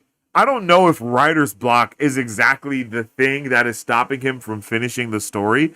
I feel like having someone else finish your story before you got to, I wouldn't write either, to be completely honest. Like, I wouldn't write a book either. Like, with Harry Potter, like, she was actively writing those stories as the movies were coming out. So certain things from the movies influenced her to change how it like is influenced in the book, right? Because I feel like that's just how a creator's mind kind of works as well. They're influenced by the things that happen.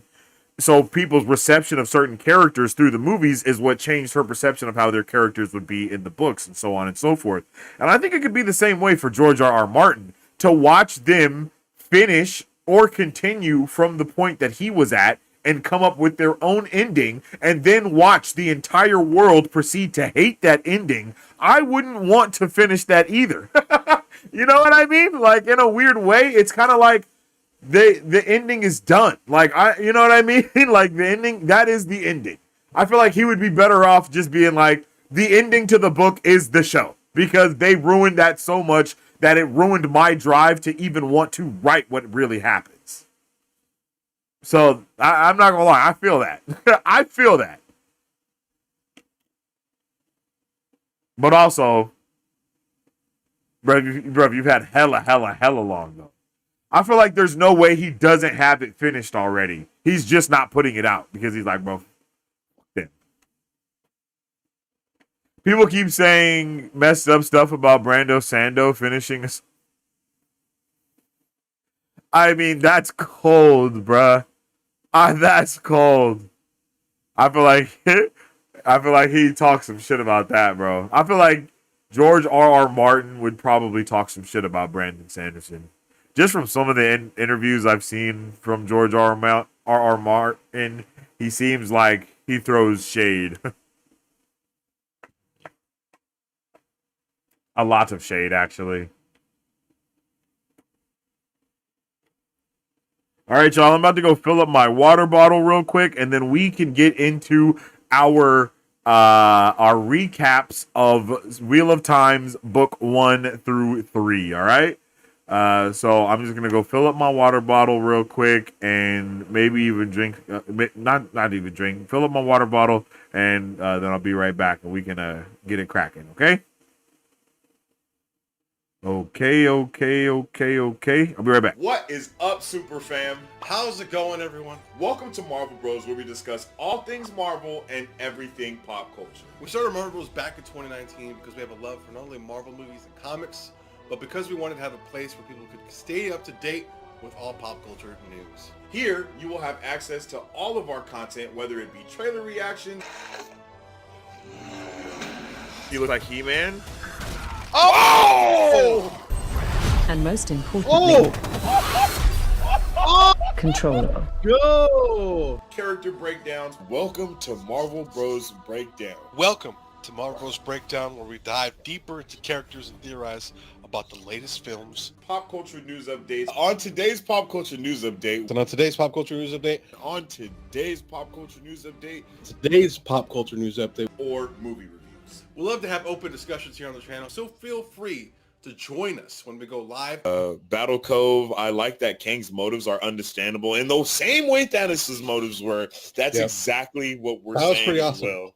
Or jump in the comment section of a trailer reaction or breakdowns so we can theorize, converse, and nerd out. Follow us on social media at Marvel Bros to stay up to date with the latest news, rumors, content, and more. You can also join our Discord where we constantly having conversations pertaining to Marvel, DC, Star Wars, anime, and everything pop culture. All of our past pop culture news updates are available wherever you listen to podcasts at. If you guys would like to support Marvel Bros, all you gotta do is visit our website at www.marvelbros.com and buy some merch. Represent the superfan. To get early access to content, patron-only scoops, giveaways, private Q&As, and those sacred watch parties.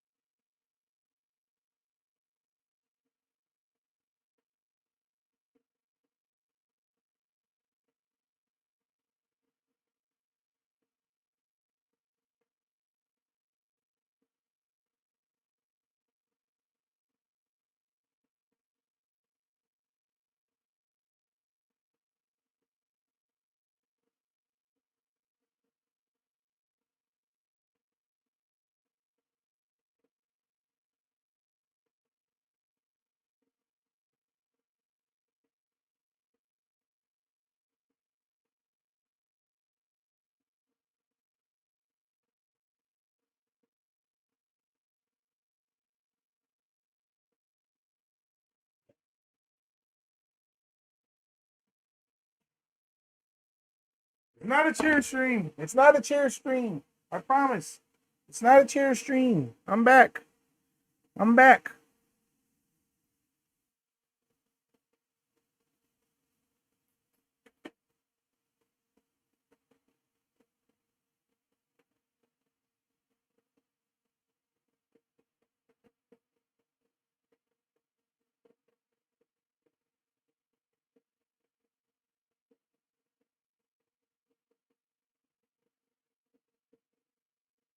Not a chair stream. It's not. It's not a chair stream.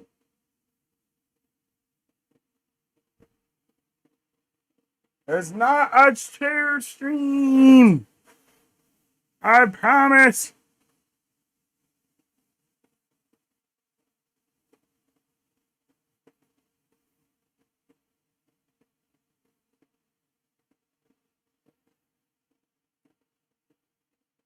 Okay.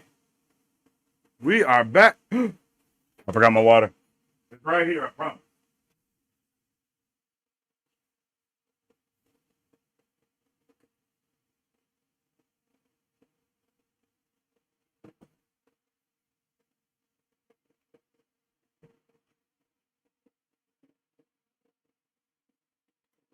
All right. I am now hydrated.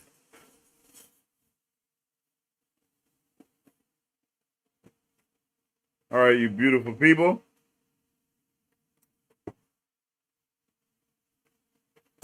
Let's get into it.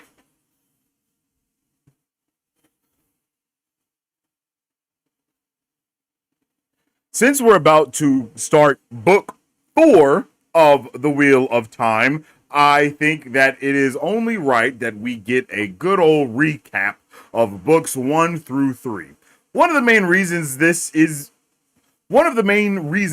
I think we should do this, well, at least for sure me, is because I have not read a book of Wheel of Time since 2024, if I'm not mistaken.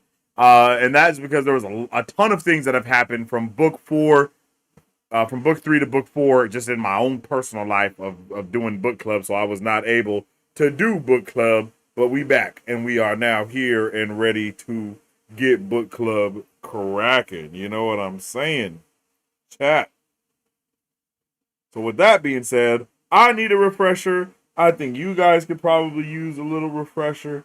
I know everybody loves Daniel Green as well. So we'll definitely check. We're going to be checking out Daniel Green's summary playlist of The Wheel of Time, books 1 through 3. just so we can be up to date since it has been so long in between. So I think that's how we'll finish it off today. That's a mighty fancy gold mic sitting there on that desk. Yo, thank you, Rapunzel. Isn't that mighty fine, mighty nice, and mighty fine? I like it a lot. Big shout out to Melindra yet again. And big shout out to everybody that voted and all those good things. You know what I mean? Big shout out to everybody. All right. Throw the headphones on.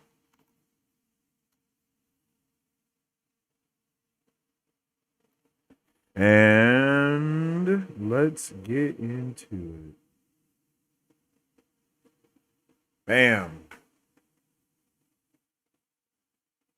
The Eye of the World by Robert Jordan. I've heard a lot of people say that once they're on book 6, they'd like a refresher for book 1. Of course, they don't want to go back and reread the whole thing, so I'm going to do a brief summary of what happens in book 1 of The Wheel of Time. If this gets enough traction and love, I might do the entire series. I don't know. Let's get into it. So the Eye of the World starts with Luz Theron Telamon wandering his palace, clearly have gone insane, and realizing he's murdered his entire family. This is because the Dark One in this world, the devil, the person that he, the Dragon Reborn, was born to fight, has tainted the male half of using magic, known as channeling, which draws from the source called Saidin. The Dark One tainted Saidin. So now, Luz Theron has gone insane because he's been touching this taint, and so is every man that uses magic, and he's murdered his entire family. Luz Theron then kills himself with a massive explosion. Fast forward a long time. Now we are set in a world where men who channel are hunted by women who can channel or use magic, and gentled, which means they are cut off from being able to use magic, and sometimes killed, sometimes left to wander until they kill themselves. Now we are in a small village with a young man and his father walking down a dirt road. The man's name is Randall Thor, and his father's name is Tam. Rand realizes there's a creepy rider behind him, and this creepy rider is giving him pretty much a death glare. Even though Rand can't see his face, he knows this to be true. Fast forward a little bit, Rand and his father are touches the taint is diabolical. His two best friends, Matt and Perrin, have both also seen this dark, mysterious rider. There are 3 strangers in the town, and maybe it was one of them. We quickly learn it wasn't, because the 3 strangers are 1, a tiny little noble woman named Moraine, and 2, her bodyguard named Lan, who has been sworn to protect her. Or is it the 3rd stranger named Tom Maryland, who's a glee man with a happy, colorful cloak? No, it's not him. So we fast forward a little bit, and Rand has gone home with his father back to their farm, and their farm is attacked by Trollocs, shadow spawn created by the Dark One. Rand's father somehow pulls out a sword Rand did not know he had and kills a few of the Trollocs before they run off. Trollocs are essentially men mixed with beasts, and Myrddraal are essentially men mixed with paper. Rand's father Tam was gravely injured when he did this, unfortunately, so Rand must start dragging him toward the town. As Rand is dragging him towards the town, his father starts rambling about how Rand is actually adopted and not his real son. This is a huge revelation to Rand, but was strongly hinted to us when they were first described, and Rand was described as looking very different. Rand always assumed he just looked like his mother. He doesn't remember his mother died when he was a child. They arrive at the town, and Rand quickly realizes that the town has also been attacked. It has been severely attacked by Trollocs and Myrddraal, and the town would have been completely burned down if it wasn't for the fact that the noblewoman and her bodyguard were actually an Aes Sedai and her warder, and warders are bonded to Aes Sedai in a way that makes them adorable and can never be confused. So they came out and successfully fought off most of the Trollocs, and Tom Maryland, the gleeman, actually killed quite a few himself. The Aes Sedai then tells Rand, Matt, and Perrin that the Trollocs attacked because they were actually looking for one of the 3 boys, and she does not know which, and they need to go to the White Tower, the home base of the Aes Sedai, to figure out which boy they were hunting. 3 boys were lucky. I always thought it was very interesting how in the show they don't know who it is at all out of the 5, right? They kind of make the Eamon's 5 the Dragon 5. Agree to go, and as they are leaving, Rand's semi-girlfriend Egwene jumps in and says she is also coming. Moraine does not want her to come, but she insists, and they don't have time to argue, so Moraine agrees. They flee the town. While they are running, they are quickly starting to be pursued by Trollocs. Not all of them died, especially the ones that attacked Rand's farm. They flee quickly enough and reach a small city called Baerlon. Well, in this city, they are in an inn, and a woman approaches Rand and says she has prophecies of the future, and that Rand will pretty much destroy the world. And she pretty much tells him that he is going to be the apocalypse. Rand does not take this news super well, obviously, and kind of tells her to go away and then ignores what happened for pretty much the rest of the book. So they leave the city of Baerlon, not wanting the city to be attacked by the Trollocs, and at this point, Nynaeve has joined the party and wants the three boys to come home back to Emond's Field, their hometown. They Nynaeve was not with them from the Trollocs jump. and Myrddraal. Nynaeve then insists on coming with them, which Moraine hates but eventually lets happen. At this point, we learn that Egwene and Nynaeve can also both channel or use magic and have the potential to become Aes Sedai. Some people in the party are happy about this, some really hate it, but we move on. After leaving the city of Baerlon, the party decides to go to a cursed city named Shadar Logoth. Shadar Logoth was a city populated by people who decided to fight evil by being so evil. This may be the last ad you ever Fight see. evil by being so Because evil of the that free evil would be analog scared of extension evil. from That evil would not want to mess with them. And it kind of worked. And then they all killed each other. So the city's now empty but cursed. Evil itself, in essence, now kind of populates the city. So they flee into the city, and lo and behold, the Trollocs and Myrddraal are actually afraid to come in. So I guess it worked. You can fight fire with lava. So they are taking refuge in the city. Mat, Perrin, and Rand go off on their own to explore, like idiots, and go into a room where they see a massive amount of treasure and are approached by a character named Mordeith, who says they should take some of the treasure, and it would be great. Mordeith reveals himself to be the essence of evil, and they flee and go back to the main party. Once back at the main party, Moraine scorns them for leaving in the first place and pretty much calls them idiots, which they are. As nighttime falls, Myrddraal and Trollocs flood into the city, because apparently the evil city is less scared to them at night. The party itself realizes they cannot stay within the city safely, so they run away. At this point, the Trollocs are pretty much on top of them, so unfortunately they get split up while they're running away. We now have three separate parties. We have Mat,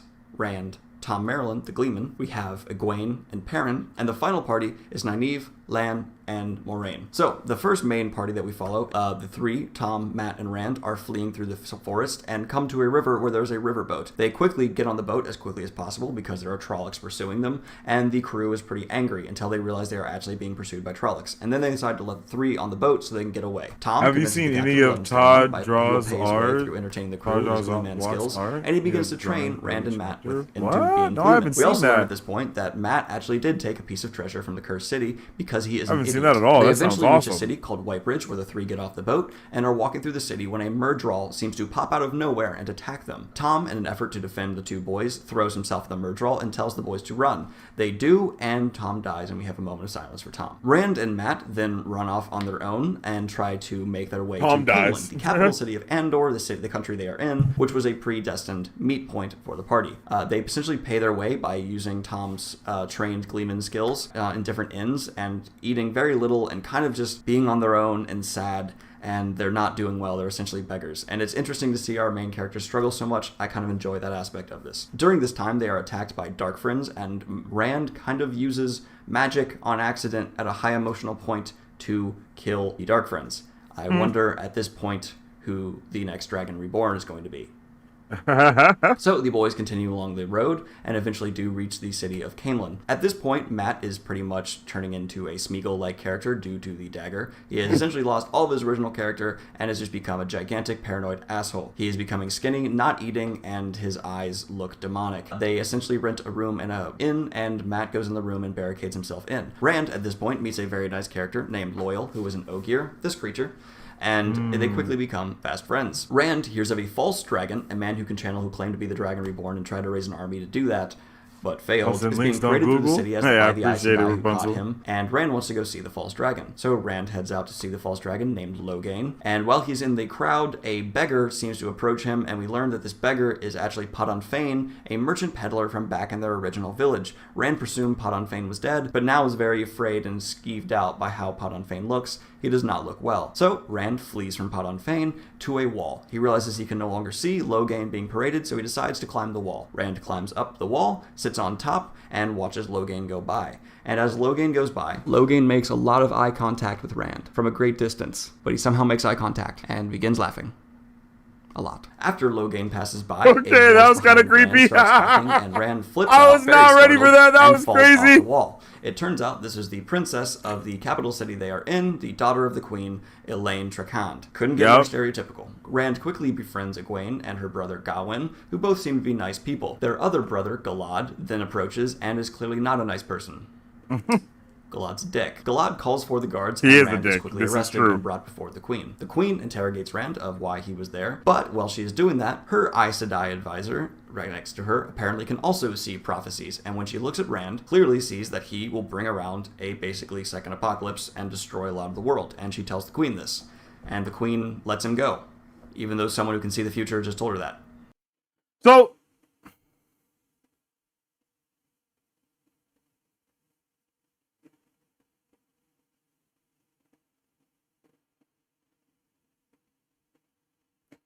okay, I was gonna say, is this because the dark friend dude is like hacking her brain? But does that not happen until later on? Does the, you know, what the hell are they called, yo?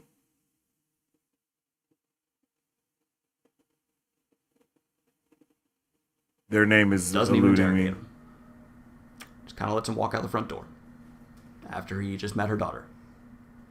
Okay, so Rand goes back to the inn, and now we rewind. Back to Perrin and Egwene, who are fleeing from the Trollocs from Shadar Logoth. They run into a couple of wolves, and the wolves behave strangely, and then they run into a man named Elias Matura, who can talk to wolves, and he tells Perrin, you can also talk to wolves. Perrin, after learning he can talk to wolves, vehemently denies that he can do this, but eventually kind of figures The out. Chosen. Is that what they're called? The Dark? The Forsaken. There you go.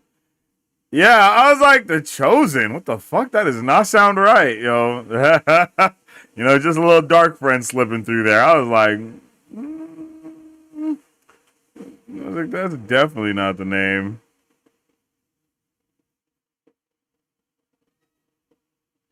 That he can. And he meets one wolf named Hopper, who's a very good friend of his right away. Perrin loves Hopper. We all love Hopper. Hopper's an adorable, awesome wolf. But, unfortunately, they run into a group of White Cloaks, and the White Cloaks manage to capture Egwene and take her prisoner. Perrin, the wolves, and Elias then go to try and free Egwene from the White Cloaks. Unfortunately, the White Cloaks manage to kill one of the wolves, and it's Hopper. Perrin can now talk to wolves, and his head feels Hopper die, and it does not go well. In retaliation, Perrin kills White Cloaks. To your average person, this is a man going insane, behaving like a wolf, and killing people because they killed a wolf. White Cloaks are religious fanatics who hate everything to do with magic, and believe everything to do with magic has to do with the Dark One. So this does not look good for Perrin. But he manages to save Egwene, and Elias, him, and some wolves, and Egwene, and while they run off in the woods, eventually run into some people called the Atha Anmier. The Atha Anmier are extreme pacifists who believe in no violence whatsoever, even to the point where they will let Trollocs kill their family. They are literally the biggest pacifists. Had to threaten in some existence. children, They yo. It was essentially going tell Perrin down. of their ways. Perrin says that's dumb, and they move on. After a while of traveling, they run into Lan, Nynaeve, and Moraine. Lan, Nynaeve, and Moraine have essentially done nothing in this time but travel and argue. It has become very clear that Nynaeve has a crush on Lan, but beyond that, there's not much else going on besides Moraine and Nynaeve yelling at each other, not getting along. Although they did meet up with Perrin and Egwene, and they travel to Camelin, where they meet up with Rand, Mat, and Loyal. Mat is clearly very, very much so possessed at this point, and has the characteristics of maybe the girl from The Exorcist. Moraine does the best she can with her magic to separate him from the dagger that is doing this, but while he gets his personality back and is maybe not quite so possessed, he is still definitely dying and being drained by the dagger. They cannot take the dagger away, because if he is separated at this point, he would go through such an extreme withdrawal, he would for sure die. Unfortunately, instead of being able to take him straight to the White Tower where the Aes Sedai could heal him, Loyal tells Moraine of the fact that the Eye of the World, the title, is about to be threatened by maybe something dangerous.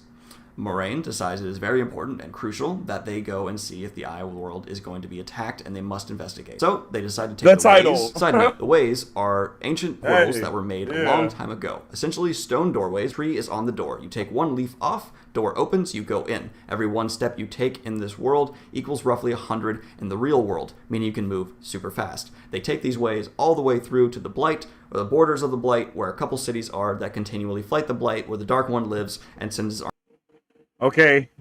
You can always Raffo me here. You can always Raffo me here. I'm always down for a good Raffo. But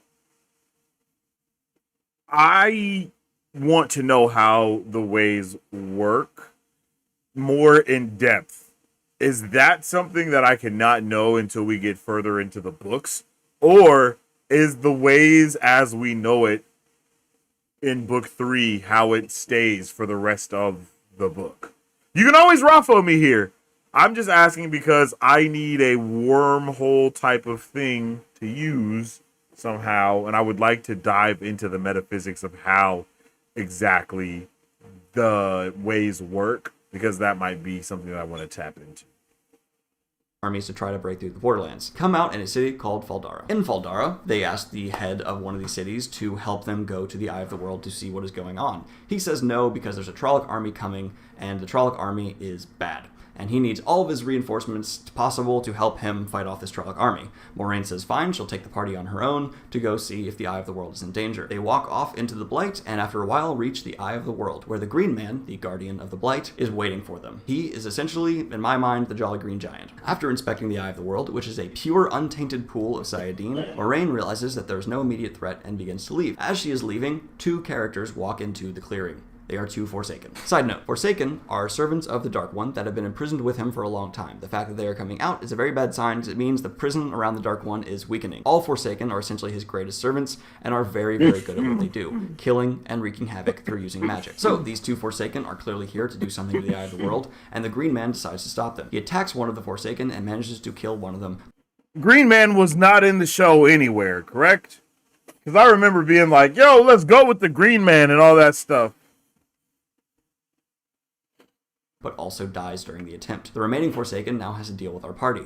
The party does fight with him very briefly, but quickly it is now just a fight between Rand and the remaining Forsaken. Rand somehow manages to steal the man's ability to use Sayadine, or somehow manipulate it, it is not exactly clear, and kills the Forsaken. During this time, Rand is somehow transported to a place where he can see the battle that is happening between Faldara and the Trolloc army, and Rand uses his new ability to decimate the Trolloc army. Rand then kind of teleports back to where he was in the clearing where the Eye of the World is, and runs up to Moraine, very afraid, screaming, "Oh my god, I can channel. Am I going to go insane and kill everyone around me?" And Moraine responds, maybe. So, that is the Eye of the World. I hope you enjoyed my very rushed summary of the book that I have not read in over a year. I hope I did a semi-decent job. I might continue. That was awesome. I like that. Okay, so book one. I'm not gonna lie, so much stuff's happened in book one that I was not privy to. Like, I thought a lot of these things that he was talking about did not happen until like later on in the story. But I guess it's maybe because my mind is just kind of jumbled with shit from the show and shit from the book, since I kind of consumed them so in such close proximity to each other, I guess.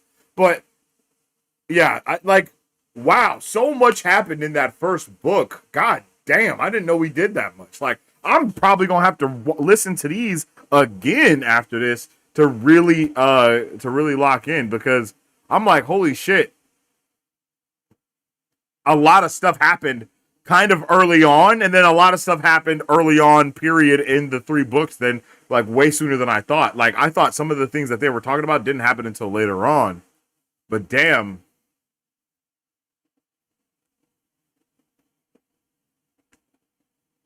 And I almost completely forgot about the Green Man, bro. Like, I almost completely forgot about my guy. What? Bro, I'm so excited to get back into this, you guys. I am so excited. Series, if you guys like this enough, let's get it. Let's go on to book 2. Imagine being able to build an app with your... Go on to book 2, man. I'm pumped. I'm pumped. That's why rereads are so much fun. Yeah, I gotta do a reread, yo. I gotta do a reread fast. Like, what? After this book.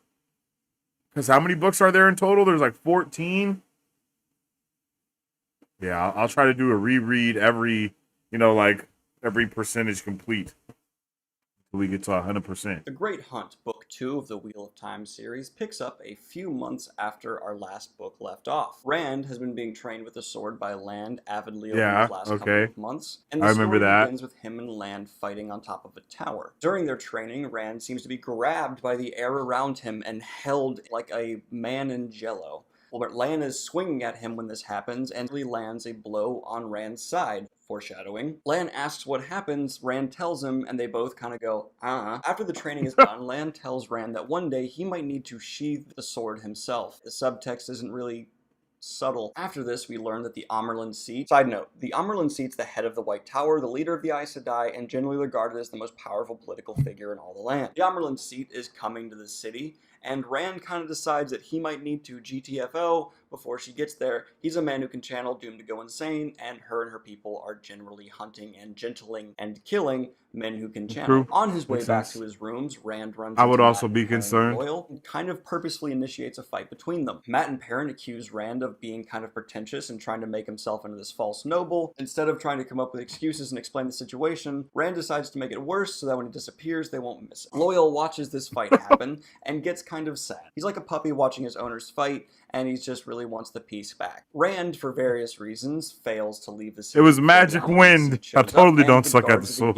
Won't let him leave at this point. So Rand finds Egwene. She agrees to hide him while the Amarlin seed is in the city. They go to visit Podon Fane in his prison cell. Side note, Podon Fane was captured at the end of the last book and thrown in a prison cell in the basement of this keep. Rand and Egwene go down to the prison cells where the guards are kind of dickish, and Egwene remarks that they used to be nicer and she's not really sure why they're behaving this way. Once they're in the cell, Podon Fane tells Rand that he will make him join the Dark One. Now we shift perspective to Moiraine. Moiraine has been summoned to visit the Amarlin seat. While she's on her way, she sees Egwene and Rand together, and Rand's trying to be inconspicuous with her, but failing. Once Moiraine meets with the Amarlin seat, we can clearly tell they're longtime friends, and Moiraine and the Amarlin seat begin discussing current conditions in the world. The fact that they're nothing better than a Watt reread. The fact that they do have a few new recruits that are more powerful than any Aes Sedai they've seen in centuries. Elaine Trickhand, Egwene, and Nynaeve. From there, the topic of discussion shifts to the fact that they have a secret mission and plan together.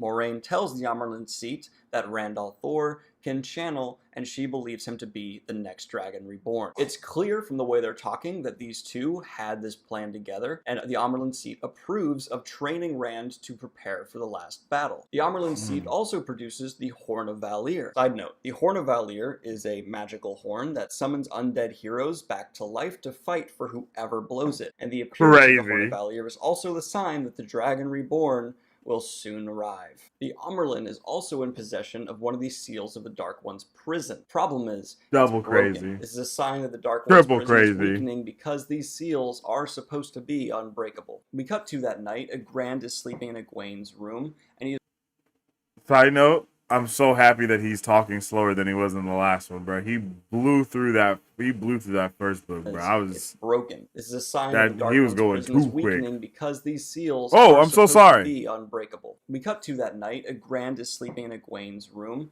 and he is told Egwene has gone off to visit Podon Fane in her cell. An attack happens on the keep that night, and Rand immediately goes to see if Egwene is okay. Rand then gets to the dungeon, and There is blood everywhere. the other prisoners in their cells have all killed themselves or gone insane. There's also a message to Rand I remember this scrawled on really blood in the well. wall saying, "We'll meet on Tomon Head." It's never over, Al'Thor. Rand begins feverishly scrubbing away this blood. Book 2 was the most, well, for me so far, like, I think what I'm about to say is correct. Book 2 was like the most different thing ever from the show. Like, book 1 and book 1 were like pretty similar, but book 2 and season 2, like, whoa. bloody message left to him on the wall, and an Aes Sedai shows up asking him what the hell he's doing. Rand feels strange as she begins channeling at him. This is not allowed what she's doing, and at this point we the readers can infer this is a Black Aja sister. Side note, the Black Aja are a underground secret organization of Aes Sedai that actually serve the Dark One. At this point, Moiraine walks in, and the Black sister named Liandrin stops what she's doing. Rand, having no idea what was just done to him, can't really tell Moiraine what just happened. Rand then remembers why he's there and runs to Podon Fane's cell, where he finds an unconscious Egwene and Matt. It turns out Podon Fane has successfully stolen the dagger that Matt had and the Horn of Valir. After the attack, the Amarlin seat summons Rand to come visit her. And with Moiraine at her side, the Amarlin seat tells Rand, "You are the next Dragon Reborn." After this, a group is formed to Does the horn still call heroes even if a bad person blows the horn, or does it now call villains? I know that's a dumbass question, but I'm just trying to see, like, like, you feel me? go after the horn and bring it back. Like, if Ahsoka blows the horn, do Jedi pull up? You feel me? But if Darth Vader blows the horn, do the Sith pull up? The group is made up of about 20 Shinarans, Rand, Matt, Perrin, Loyal, and a sniffer named Huron, along with an Aes Sedai no one has really met before. The sniffer, Huron, can smell violence, and because these are dark friends and Trollocs they're tracing, he's got a pretty good lead on them. So, the party goes off to go get the dagger and the horn back. We don't want those things in the hands of evil people. On the first night there, Rand is going through his things, and he noticed Moiraine put the dragon banner, a symbol for the dragon reborn, in his belongings. Rand doesn't like this. Matt sees it. Matt accuses Rand of being so pretentious and noble, he actually thinks himself to be the dragon reborn. Rand then goes, yeah, I can channel. And Matt and Perrin go, oh, They kind of apologize to Rand for the way they're behaving, and they clearly can't even fathom how much pressure Rand Swan is under. says Matt and in Perrin book do have a 2 nice that moment, it though, will, reaffirming their love for Rand. Later that the on, during horn the will hunt work one the night, light Rand and falls the asleep dark. with his head on a strange stone. Turns out to be a portal stone. So it Rand does call accidentally heroes for transports anybody. himself, I got you. Loyal, and Huron into another timeline of the same world. In this timeline, the Trollocs won the Trolloc Wars, and all of humanity is dead, and it looks like most of life on the planet is dead. They realize all of this fairly quickly due to Loyal being so well read and intelligent, and continue Okay, on. wait, I missed something. I lost a lot of weight recently, and none of my clothes fit right anymore. But my Stitch Fix stylist, Stephanie, she nailed it. Let me show you how she got it right. You just go on there and you take that styling quiz. Same world. Kind of apologize to Rand for the way they're behaving, and they clearly can't even fathom how much pressure Rand is under. Matt and Perrin do have a nice moment, though, of reaffirming their love for Rand. Later on, during the hunt one night, Rand falls asleep with his head on a strange stone. Turns out to be a portal stone. Rand accidentally transports himself, Loyal, and Huron into another timeline of the same world. In this timeline, the Trollocs won the Trolloc Wars, Yeah. and all of humanity is dead, and it looks like most of life on the planet is dead. They realize all of this fairly quickly due to Loyal being so well read and intelligent, and continue on their way. In the first night in this world, Rand is visited by a figure in a black mask with flaming eyes. This figure says he is the Dark One and that Rand must join him. Rand refuses, and after the confrontation is over, thinks he might have just had a dream, but due to the fact that there's now a brand in his palm of a heron, due to himself holding his sword, he knows it must have been real. Sometime Yeah, that was later awesome. in this world they are in, I love a that. mysterious woman in white appears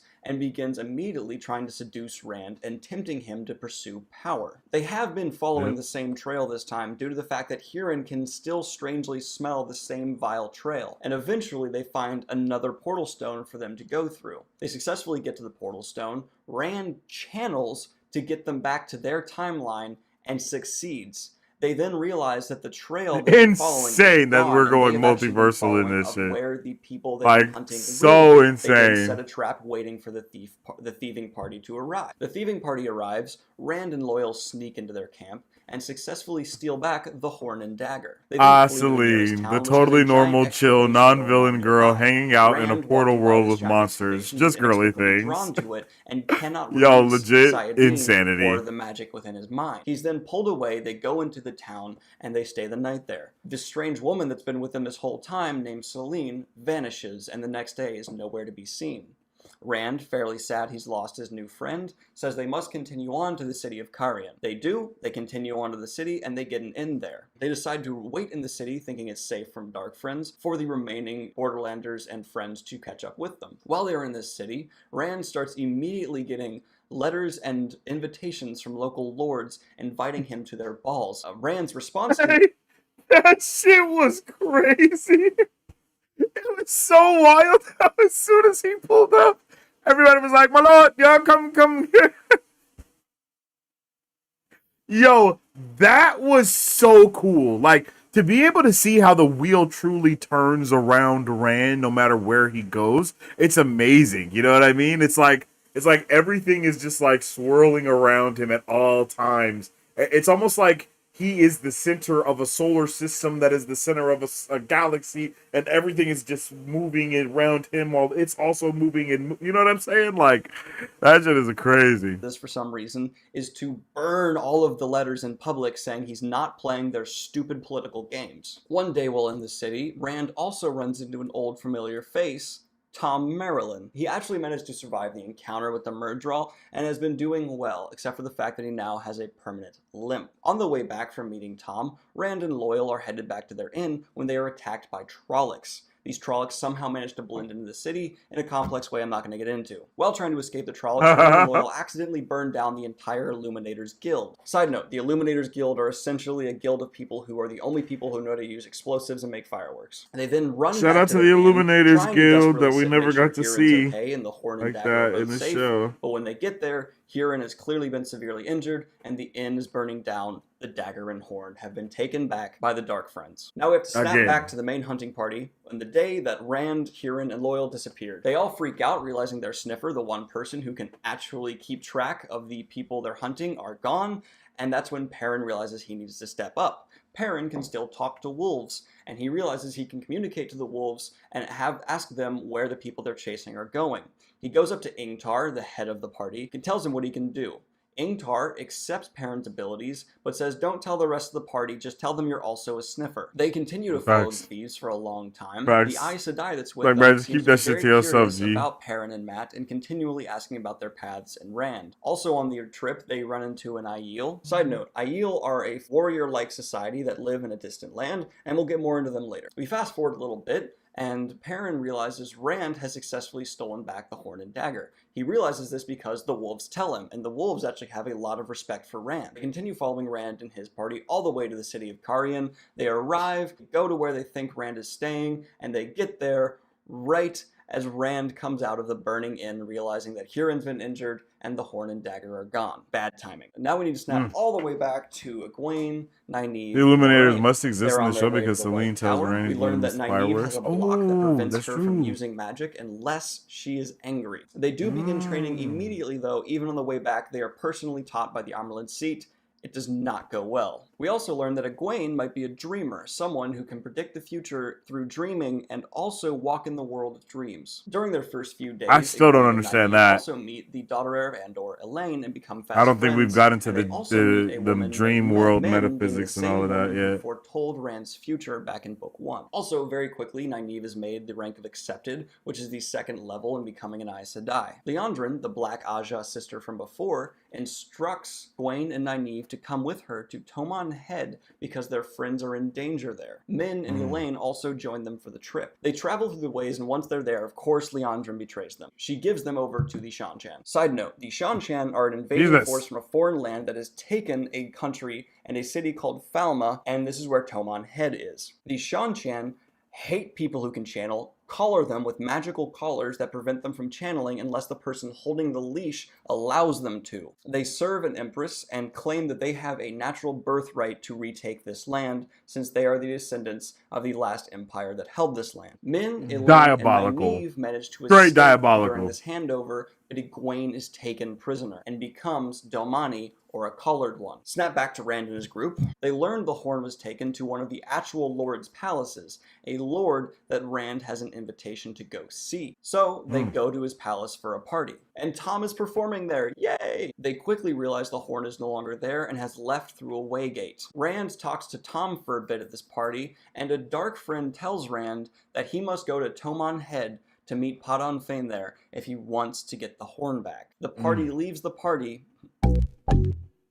Sad side note, we learn after the party that because Tom was seen speaking with Rand, and Rand is such a controversial figure in this city, his current girlfriend has been murdered, and Tom's built-up life here has essentially been destroyed. Yeah, Our that group was decides crazy to take the sad, portal stone bro. directly to Tomon Head, so they don't have to do all the traveling and can get there instantly. The Aes Sedai comes up to Rand and tells him she knows he can channel and that he's the only one powerful enough to use the stone. Rand attempts to use it, but unfortunately makes a mistake. Flicker, flicker, flicker, flicker, flicker, flicker, flicker. What happens is they all live their lives through alternative timelines, taking months and months away from them, and when they finally are teleported to Tomon Head, an entire season has gone by. Everyone is severely shaken up, having lived dozens of lives, and seeing what horrible or great things they could have done. During this time, That's Padan Fain so arrived at wild. Tomon Head, got really close with the Shan-Chan, and gave them the Horn of Valir. At the same time, Egwene has been being a Damani and being used as a slave, continually beaten into submission. Now that they are finally there, Rand, Mat, Perrin, Ingtar, and a few Borderlander soldiers sneak into the city to try to find where the Horn and Dagger are. Mat is drawn to the dagger, so they use him like a magnet to find where it is,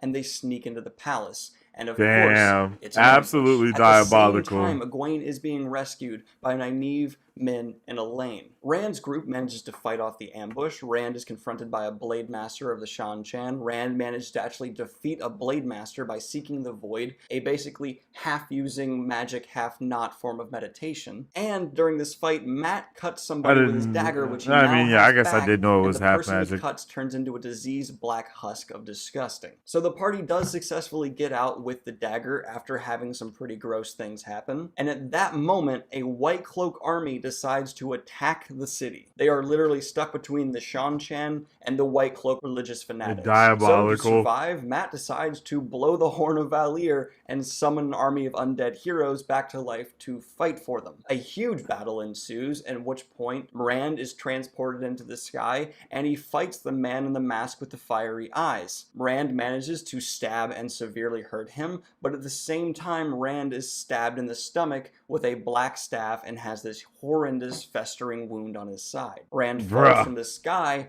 and that's the last we see of him. The White Cloaks do manage to push the Shan Chan out, and the army of heroes dissipates after the battle is over. Egwene is successfully rescued, and now we pick up from the perspective of Min, who is drawn to the injured Rand, having previously Hold on.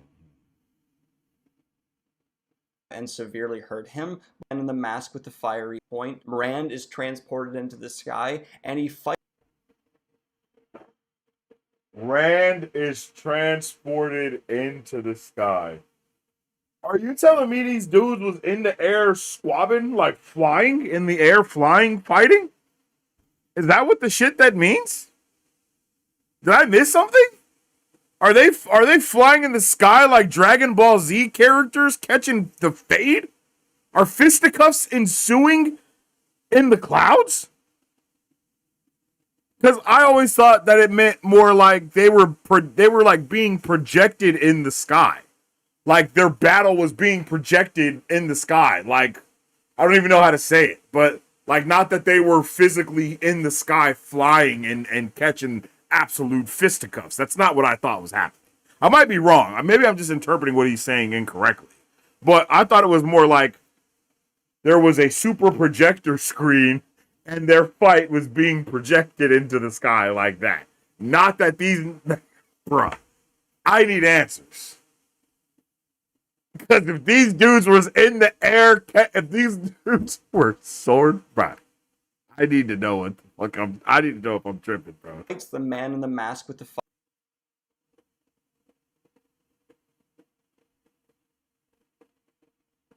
Yo, I read it as a projection, but others read it differently. I kind of want to see a Dragon Ball Z battle now. If it's a Dragon Ball Z battle, that makes things insanely more intense, yo. Like, if this is a Dragon Ball Z fight in the sky, bro, I need to go back and reread that entire passage because I 100% saw it more of a projector on like a screen, but the screen is the sky, and that's what everyone is seeing. But it makes way more sense if these niggas are in the air catching the fade.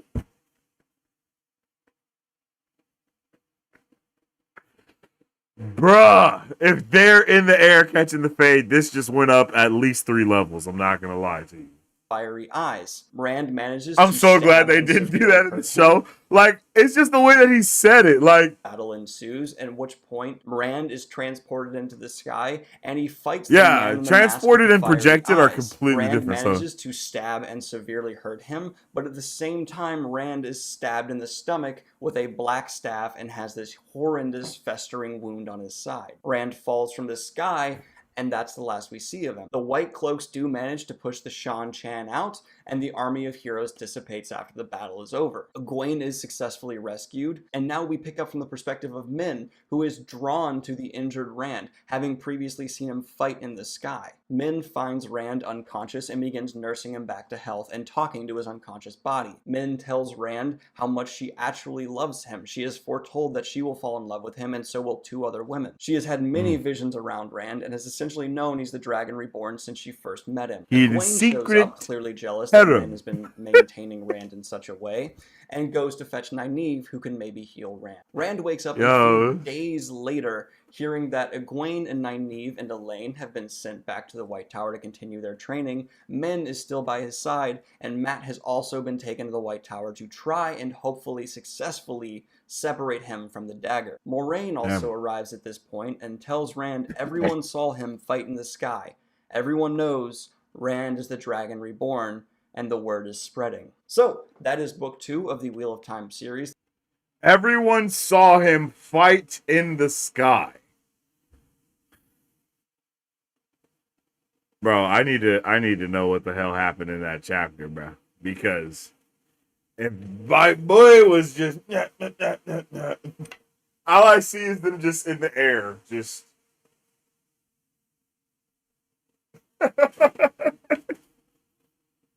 that's legit all I could see now. Like,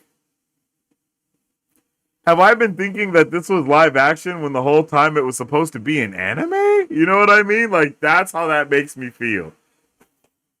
The whole time I've been saying Mistborn is the one that needs an anime, but is it also the Wheel of Time that needs an anime? Like, am I tweaking? Much. Thank you so much. Your boy was getting hungry. That's crazy. I think we got one more. We got one I just don't more. know why I haven't read it as much. I hope you enjoyed my summary. Please like and subscribe if you have not already. And of course, have a great day. Peace. This is your brain when you're struggling to focus. And this is your brain when you're in the zone. But getting in the zone and staying there, that feels more like luck than something you can control. So that's why we made Brain FM. It's like a do not disturb setting for your mind. And it gets you focused in just 5 minutes. Using science and sound, Brain FM guides your brainwaves into an optimal state for productivity called neural phase locking, which lets different parts of your brain work together more easily. Compared to average music, Brain FM actually increases and sustains your focus over time, letting you stay in the zone for as long as you want. I'm really tired, so this video might All be right. sloppier than the last two, but here's Let's my get notes it. for the Dragon Reborn. Let's get into it.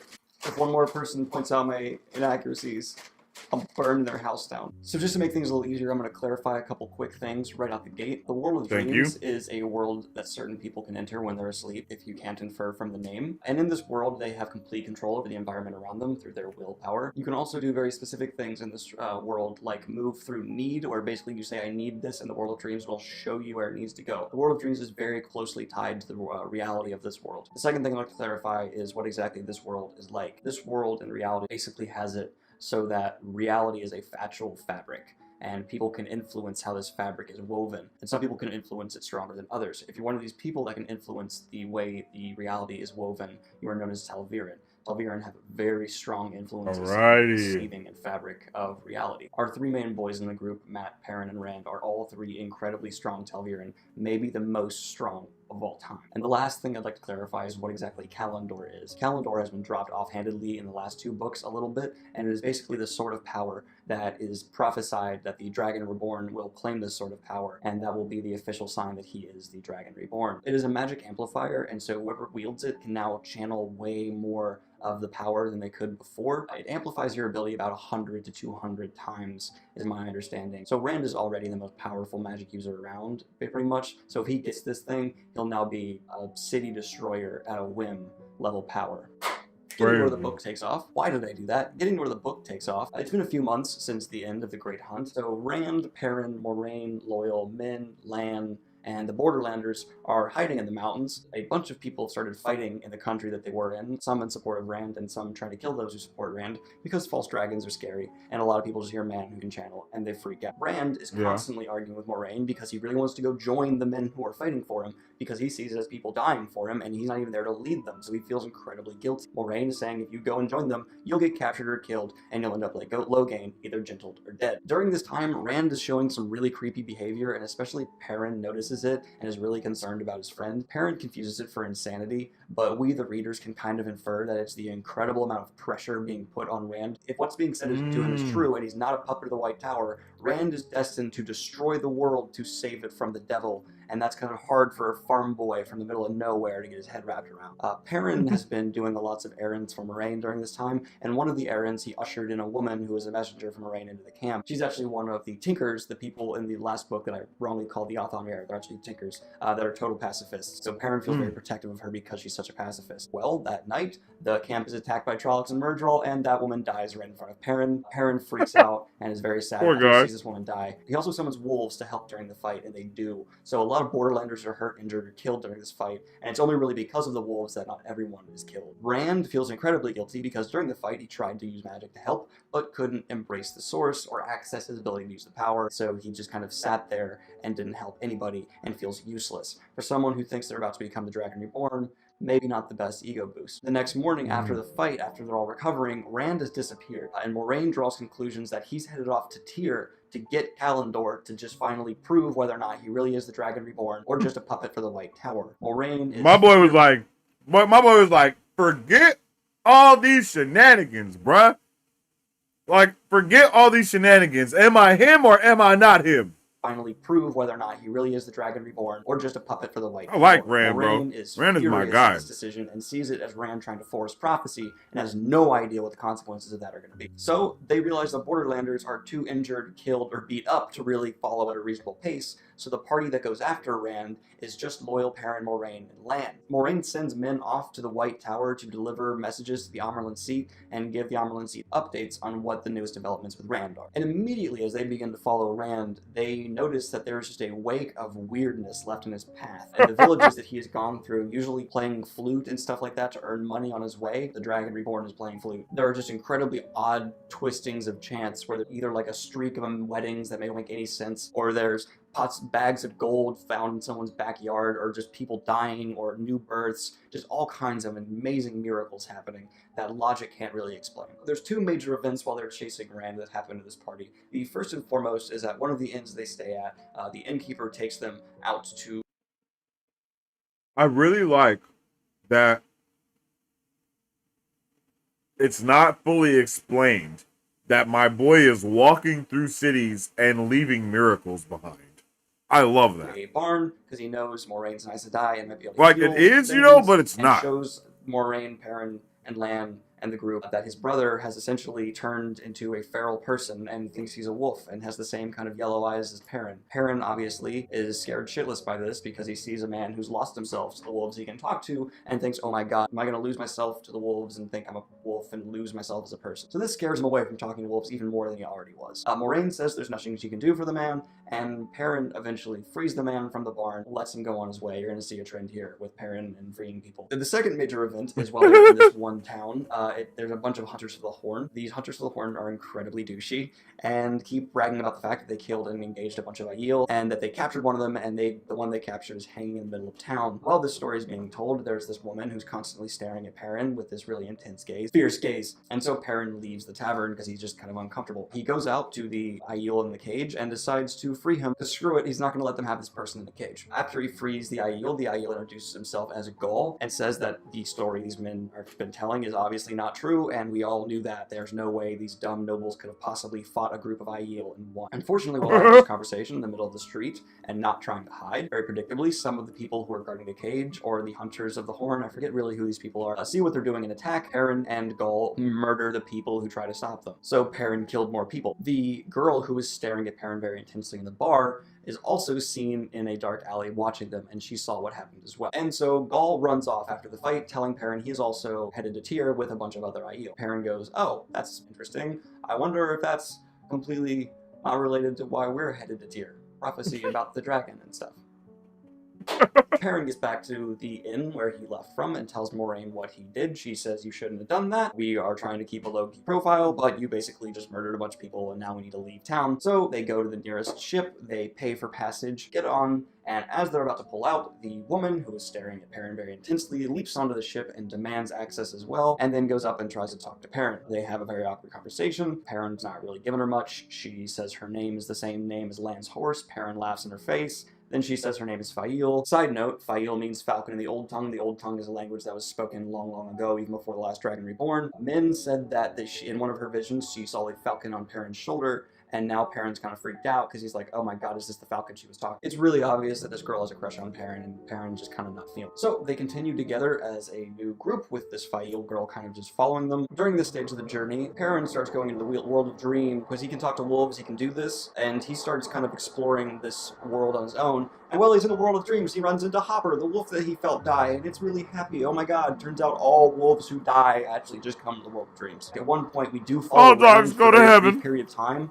and he's by a campfire. He just murders a group of people who come up to his campfire. It's kind of clear they were assassins coming to kill him, but then Rand makes their dead bodies bow to him, and that's kind of the end of us following Rand. Shit's getting real for Rand. But back to Perrin. They are now in Ilion, and they learn that one of the Forsaken is now in control of Ilion, and they need to get the hell out. As they're fleeing Ilion, Darkhounds start chasing them. Side note, Darkhounds are created by the Dark One, obviously. Very hard to kill, almost impervious to physical damage, and very Weren't the resistant people to damage Perrin from magic. They can fought run at basically the with speed of a Gaul cheetah, and they're the White size of a Cloak? grizzly bear. Moraine does manage to kill the Dark. Um,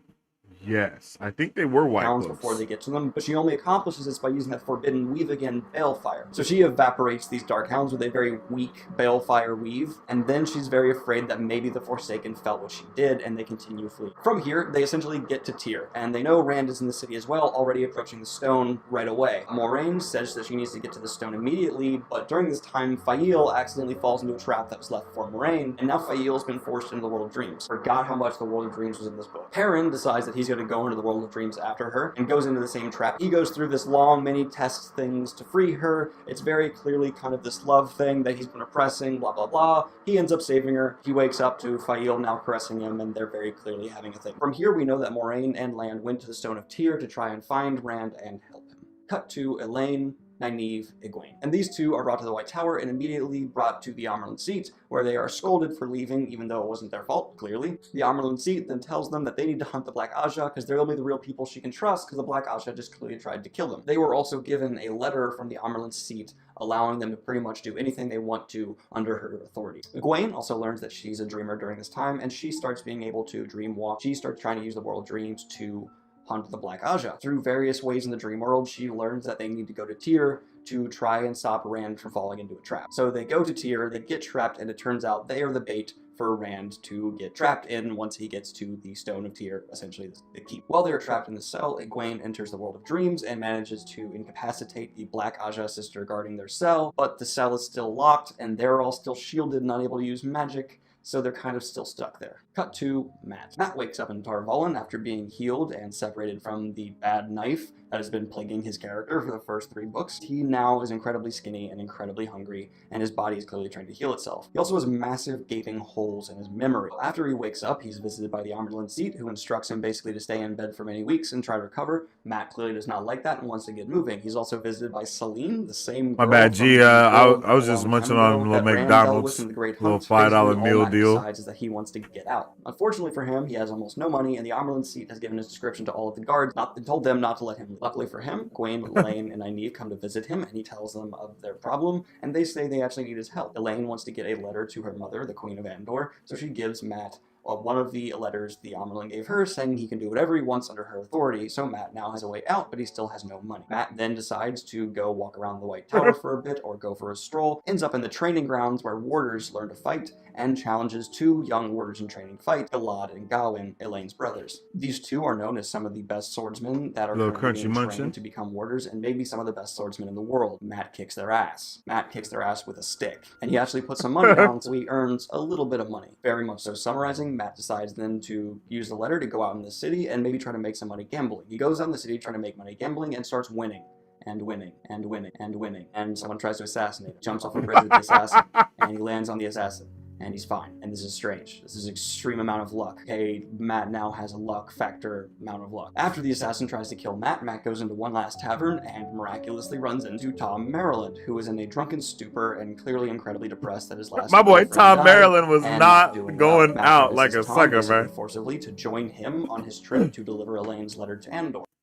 Matt and Tom's vibes together is my favorite thing. Like, I'm not gonna lie, I truly love Matt and Tom together more than I liked Tom with Rand, because I think Rand and Tom were together as well.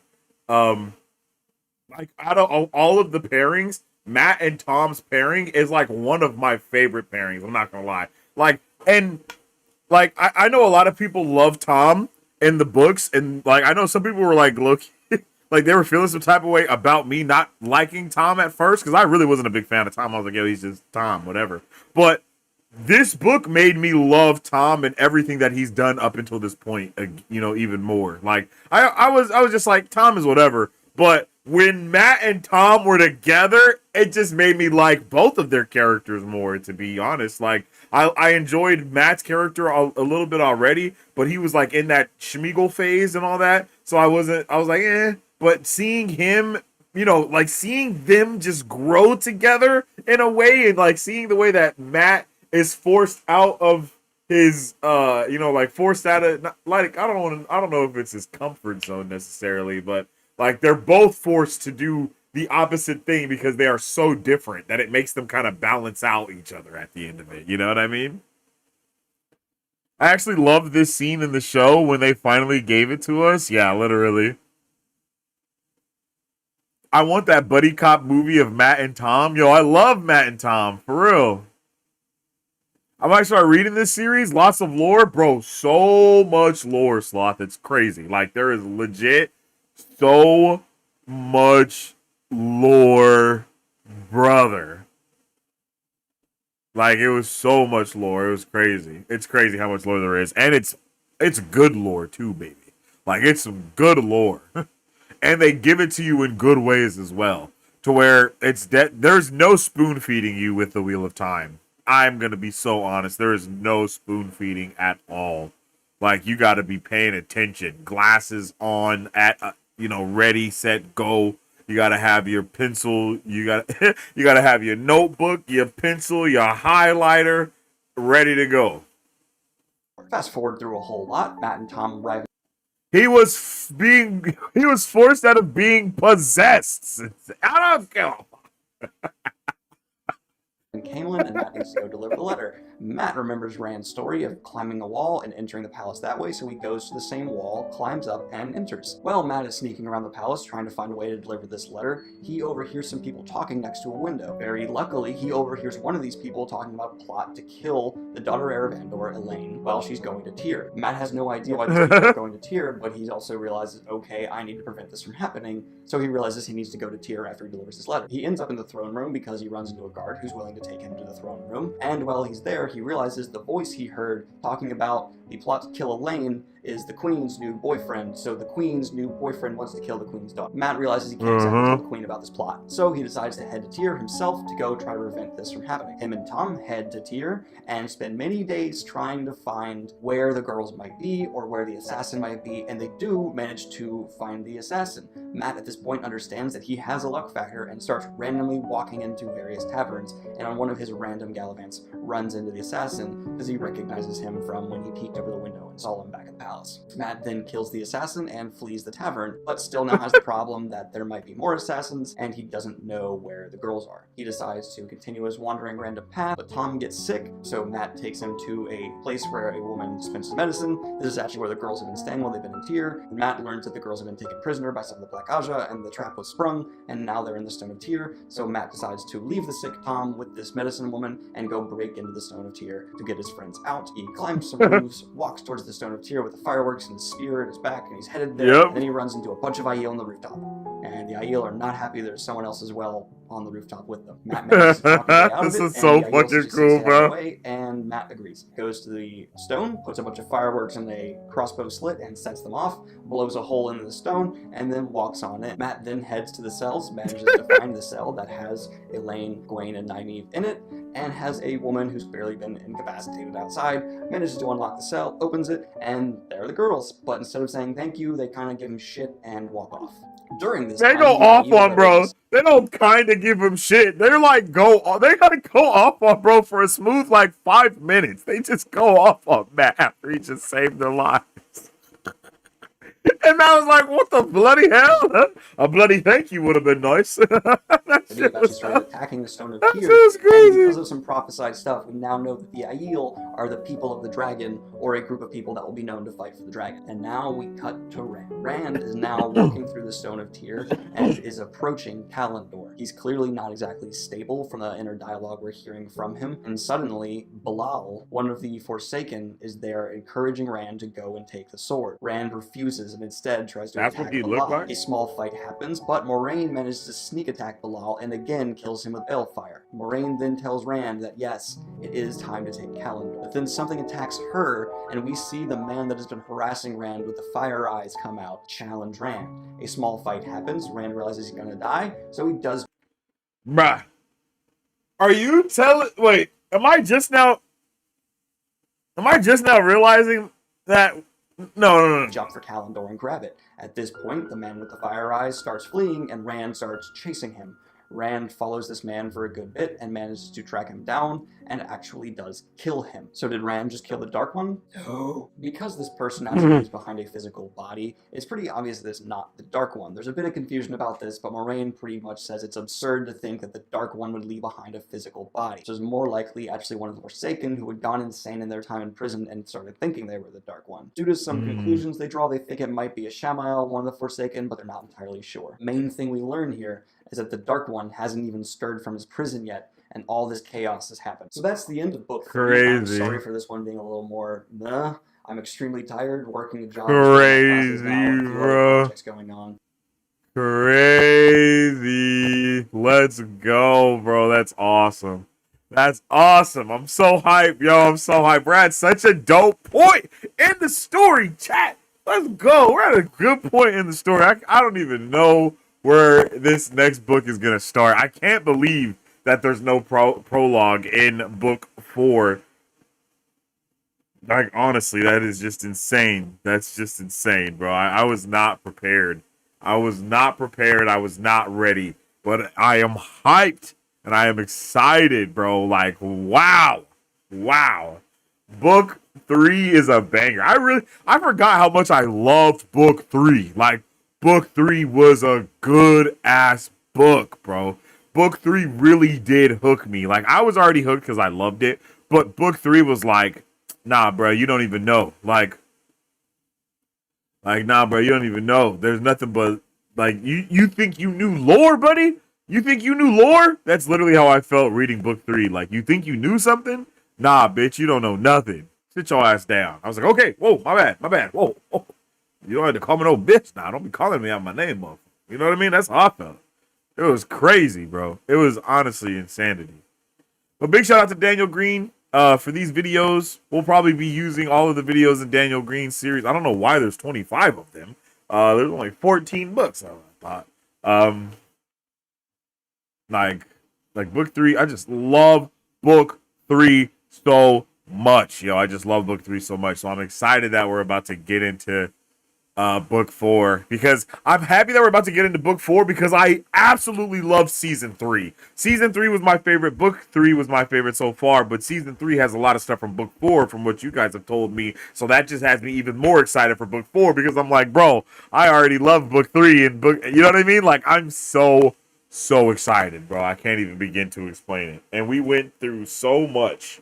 We've been through so much, but here we are.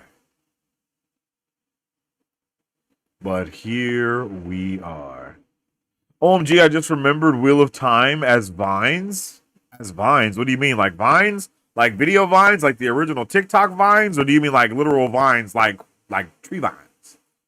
First chapter is basically the prologue. Yeah, next week we'll be covering chapters 1 through 6. So that's what we're going to be doing. I'll give you guys a heads up of what we're going to be doing for book club here in a second. Book 3 is amazing, but book 4 is that girl, period. Okay, I see you. Okay. Book 4 is so good. Buckle up. I'm ready.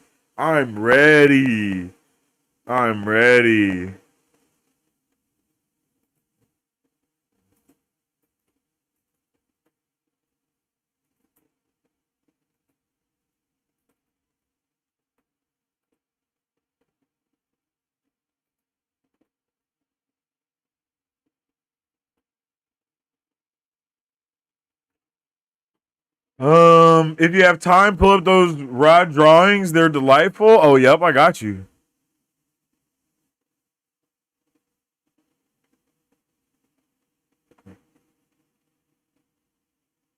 I got you. Let me see. Where's my Discord? Discord. 4 scores in the Discord. Marvel Bros. Watt channel. Here are the chapter art pieces from Todd Draws Watt. I had compiled them on Twitter. If you want a quick glance, click on the collages at the end of each book list instead of each individual chapter. Okay.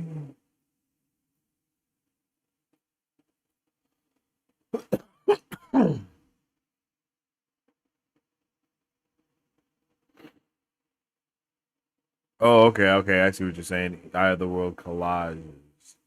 Let's see. Do I do it like that or like this? Now let's do it like this. Okay, let's open.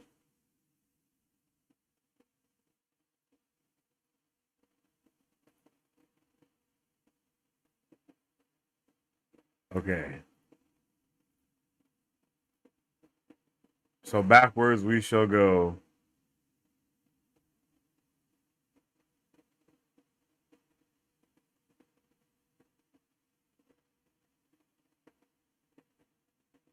Wait, is it now doing it the right way? What the helly? That's hella stupid. Okay, whatever. I just want to be sure that we all know that that was not working right just now, and then it decided to just do the right thing.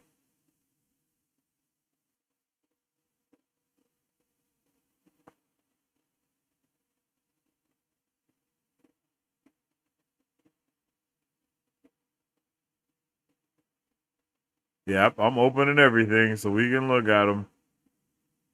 Give me a second.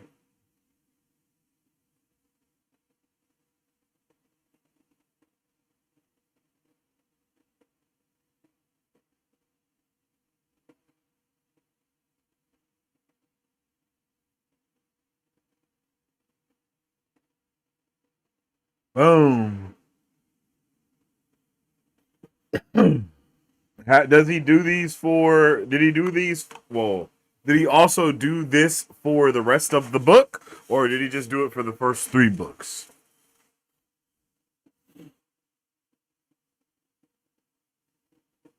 It's too late. I've already opened everything. Yes, people took the video vines and compiled them as Watt characters and scenes.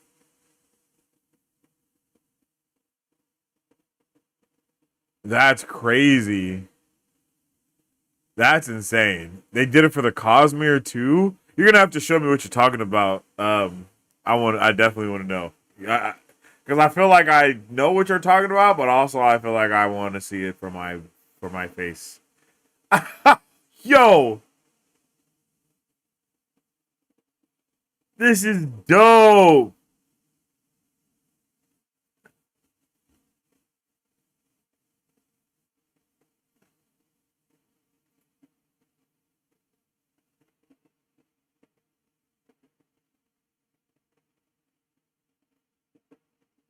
Yo,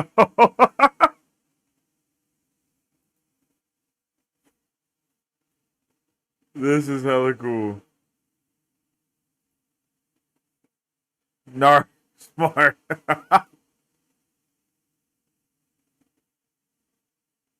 Yo, this is crazy.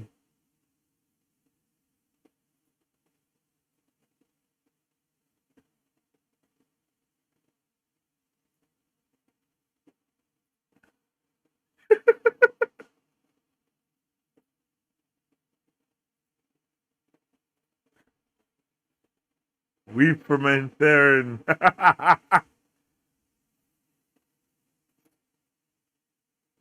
Yo, this is so cool. What the hell?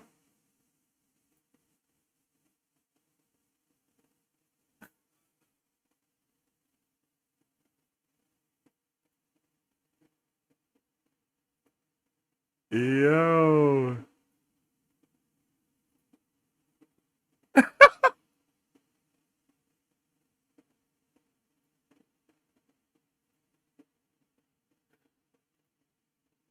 Oh. This is cool as hell.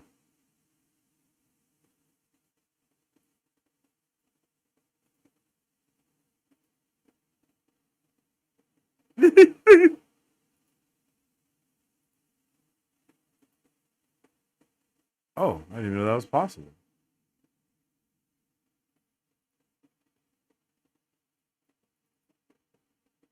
Yo. Okay, let's put it here.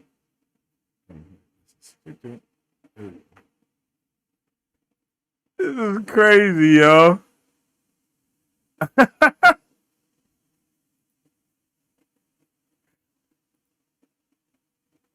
Oh my god.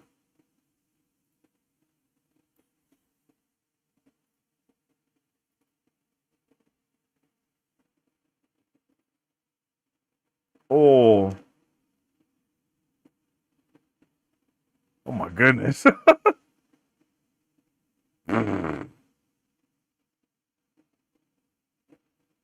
This freaking rocks, yo.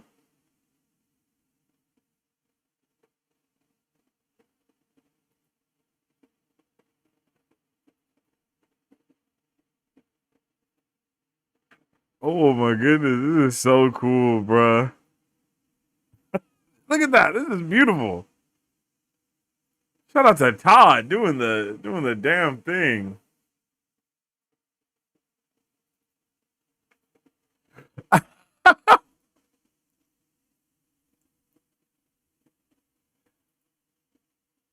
Oh.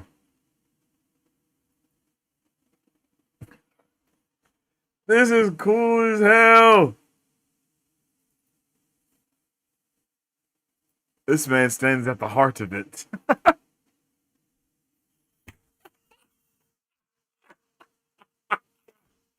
Look at my guy, Loyal.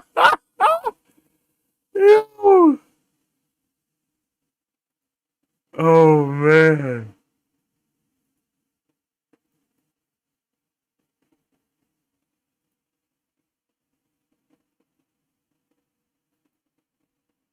The rose petal floats on water. The kingfisher slashes above the pond. Life and beauty swirl in the midst of death.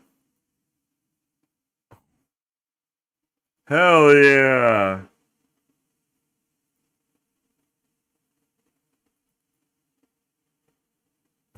Oh, oh! The green man! The big green giant, yo! Oh my goodness! Yo!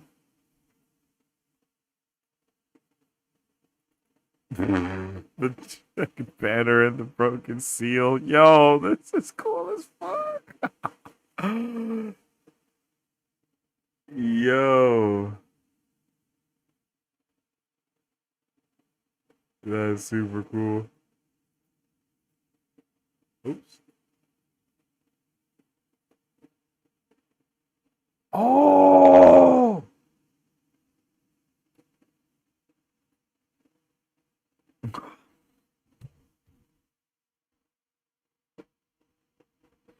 Yo! I was definitely not ready. Whew. Yo, I was not ready for little Randon Land to be buffed up like that. Oh, the brown Aja. You, not who I expected. This one's mine, Rand. Daughter of the night, she walks again. Cat crosses the courtyard. Oh shit. Oh.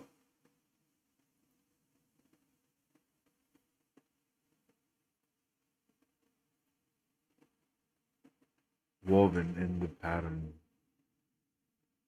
Yo.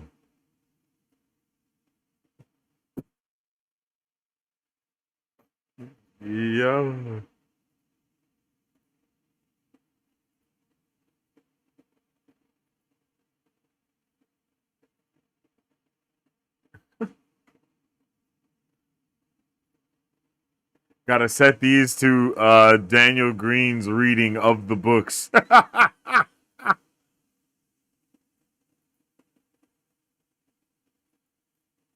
Not reading, but summary.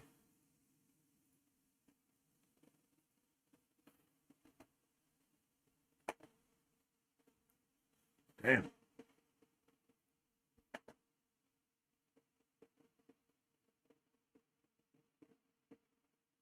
Nice.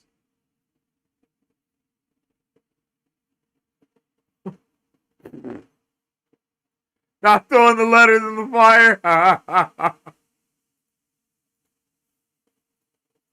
Yo.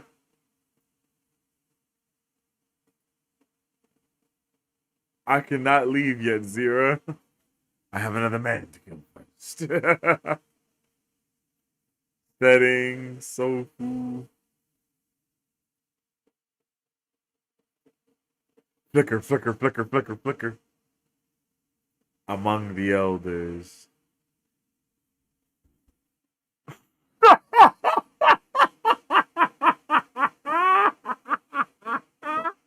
I was definitely not ready for Brother Be Fry.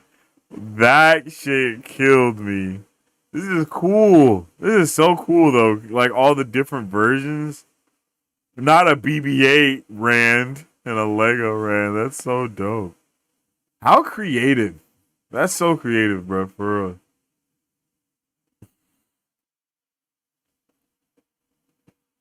Wow. This is freaking cool as hell. Oh, Dr. Damani. I know you too well, Luce Baron. Chapter 41, Disagreements.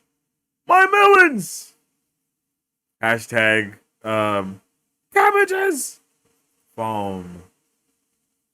Chapter 43, A Plan.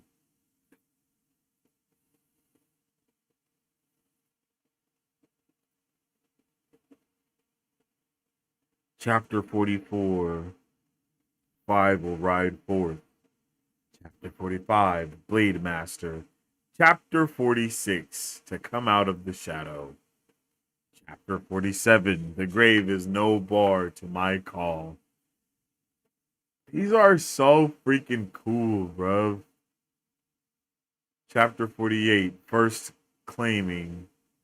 Chapter 49, What Was Meant to Be. I am here. Chapter 50, After. Yo! Yo, so cool.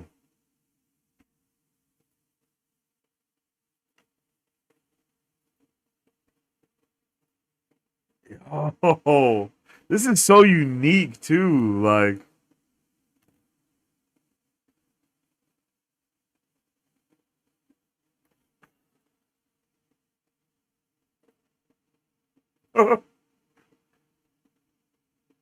oh, this is the next book. Okay. Prologue, Fortress of Light.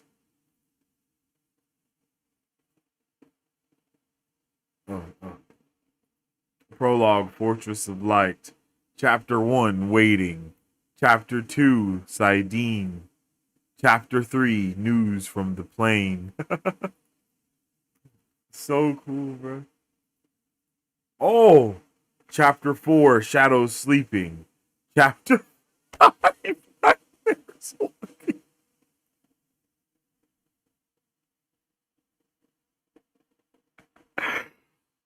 Oh, buddy. Chapter 6, The Hunt Begins. Is there any message you want carried to Nynaeve, perhaps? Yo. Chapter 7, The Way Out of the Mountains.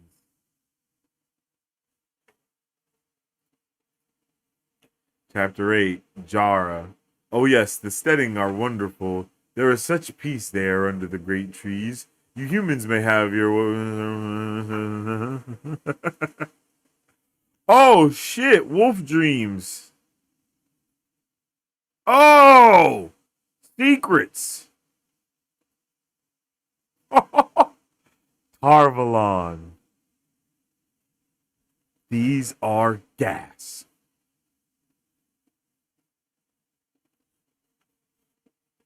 Put it in a goddamn comic strip, Todd. The Amerlin seat. Punishments.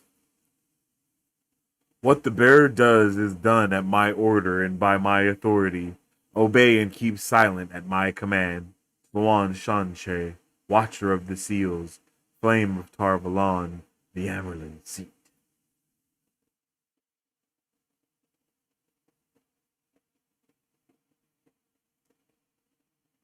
Damn, I just remembered what happened to Swan in the show. Damn. Oh. The Gray Man.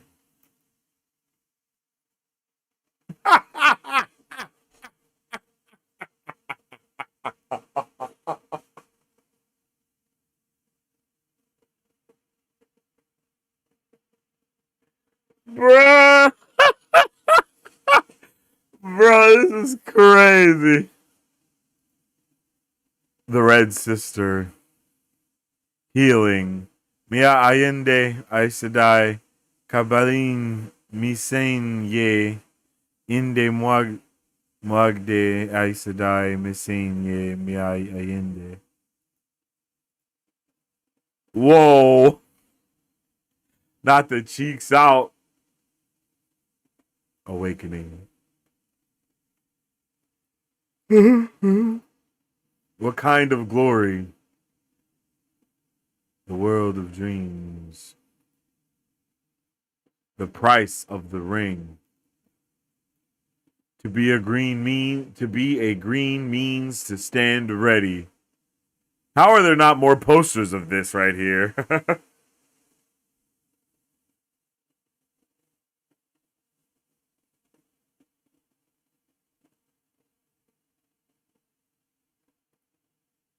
Oops.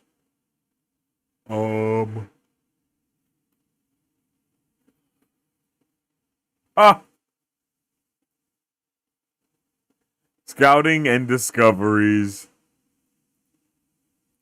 You are bold to go running about so alone where so many murders have been done. Questions. Oh! Behind a lock. Teleranriad.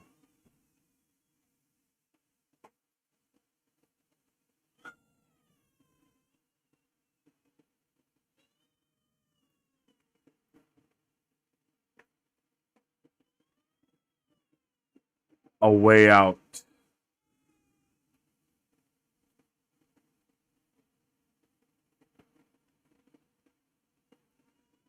A trap to spring.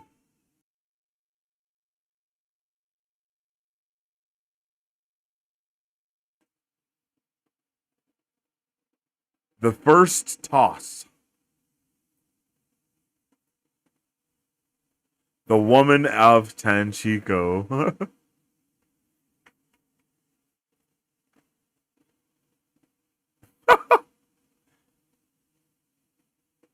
The first ship within the weave. The savage is loose. Do you like to dance, Paranabara? A different dance. I call myself Mandarb, the Falcon.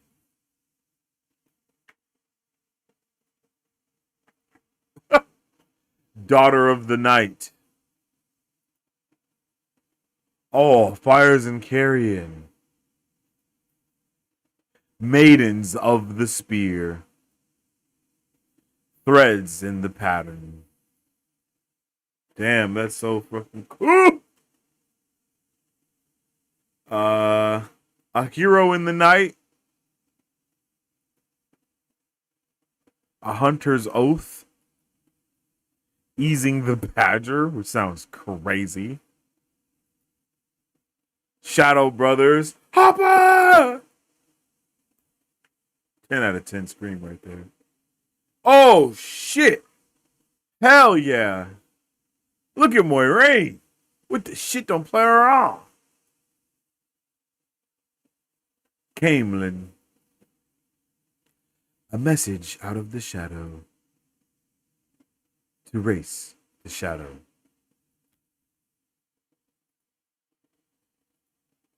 Oh! Following the craft. Whoosh! A storm in tear.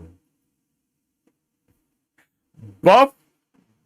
Seeing them buff is killing me, yo. The hammer. Oh. Bait for the net.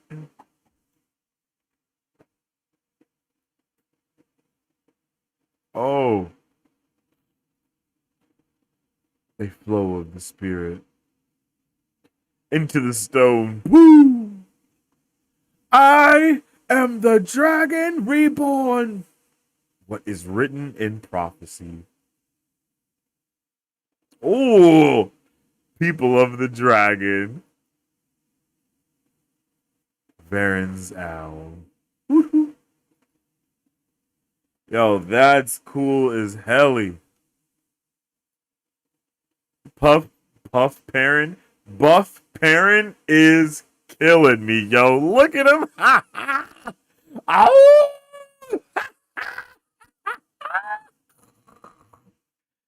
Yo, I want to put all of these together in like a video or something and voice all the little characters. Yo. To be a green means to stay ready.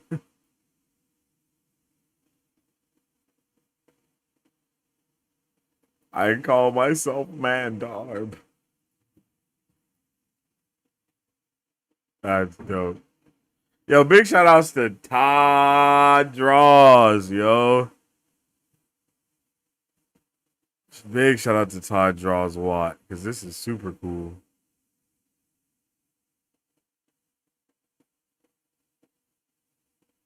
This is actually amazing.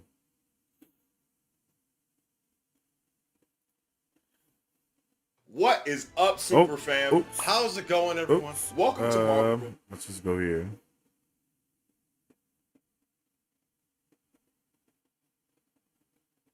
There we go.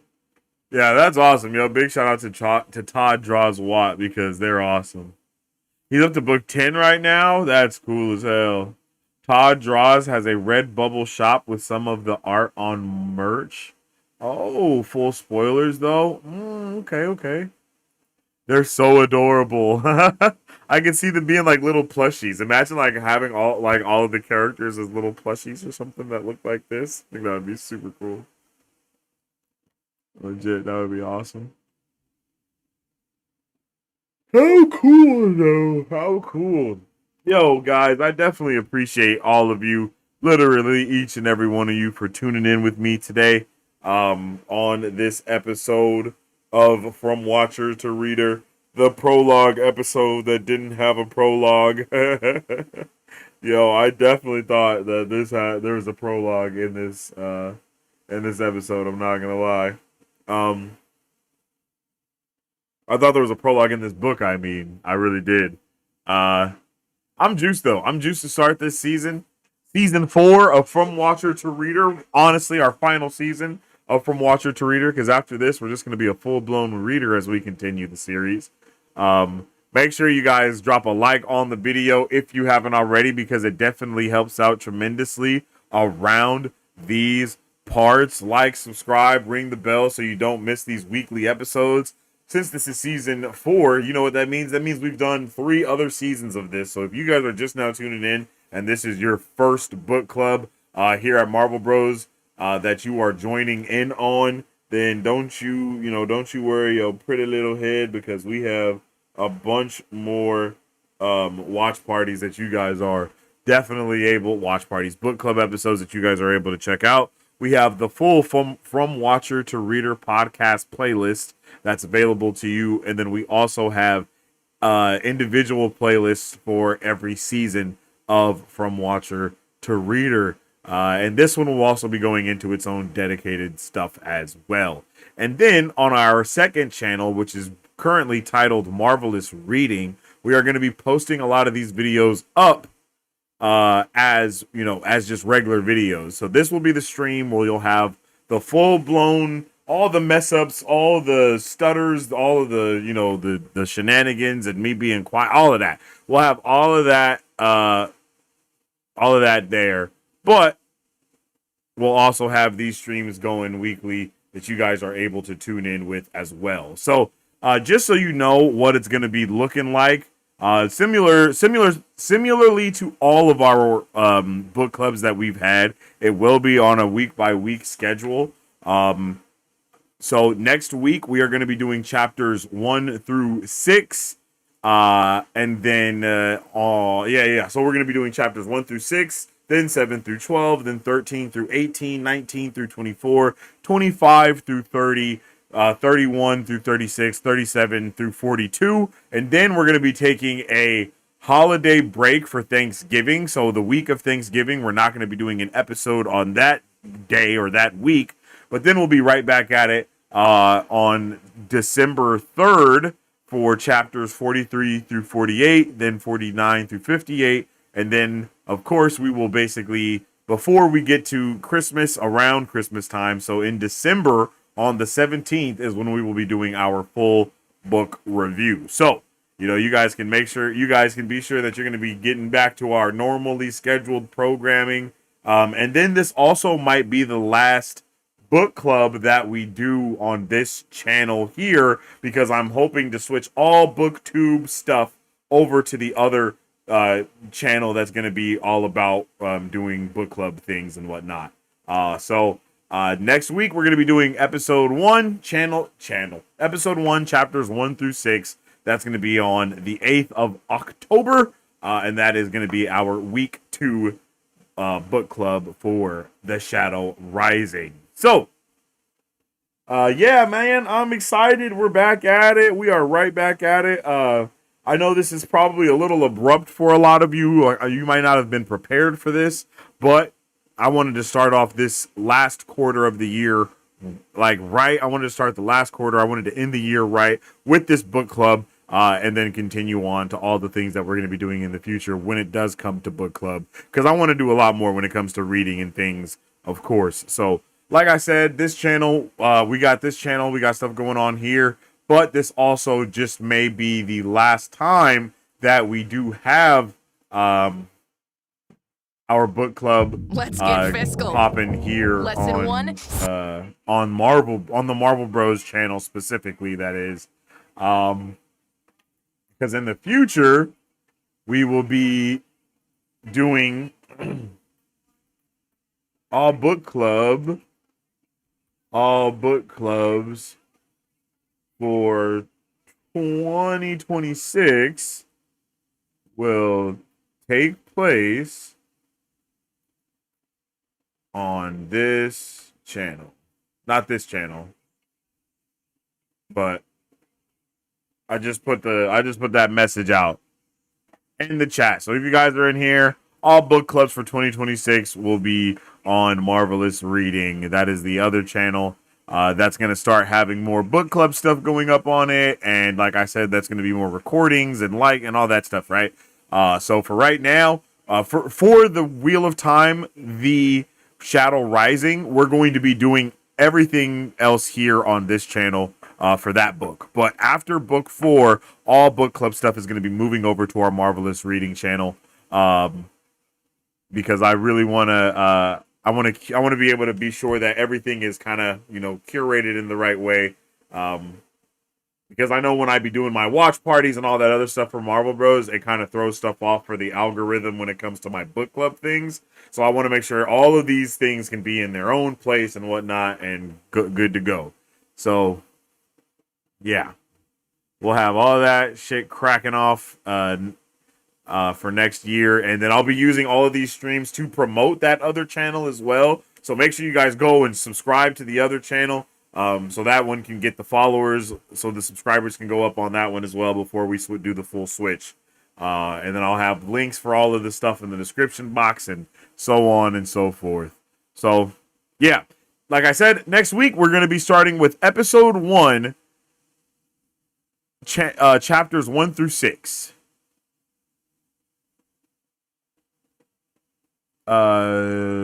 Chapters 1 through 6.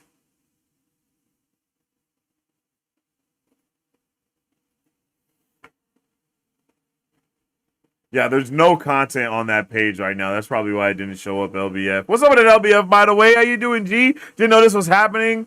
Somehow, we weekly now. Yep, we back to being weekly. Been missing these. Hey, bro, I've been missing them too, and I've been missing y'all, for real.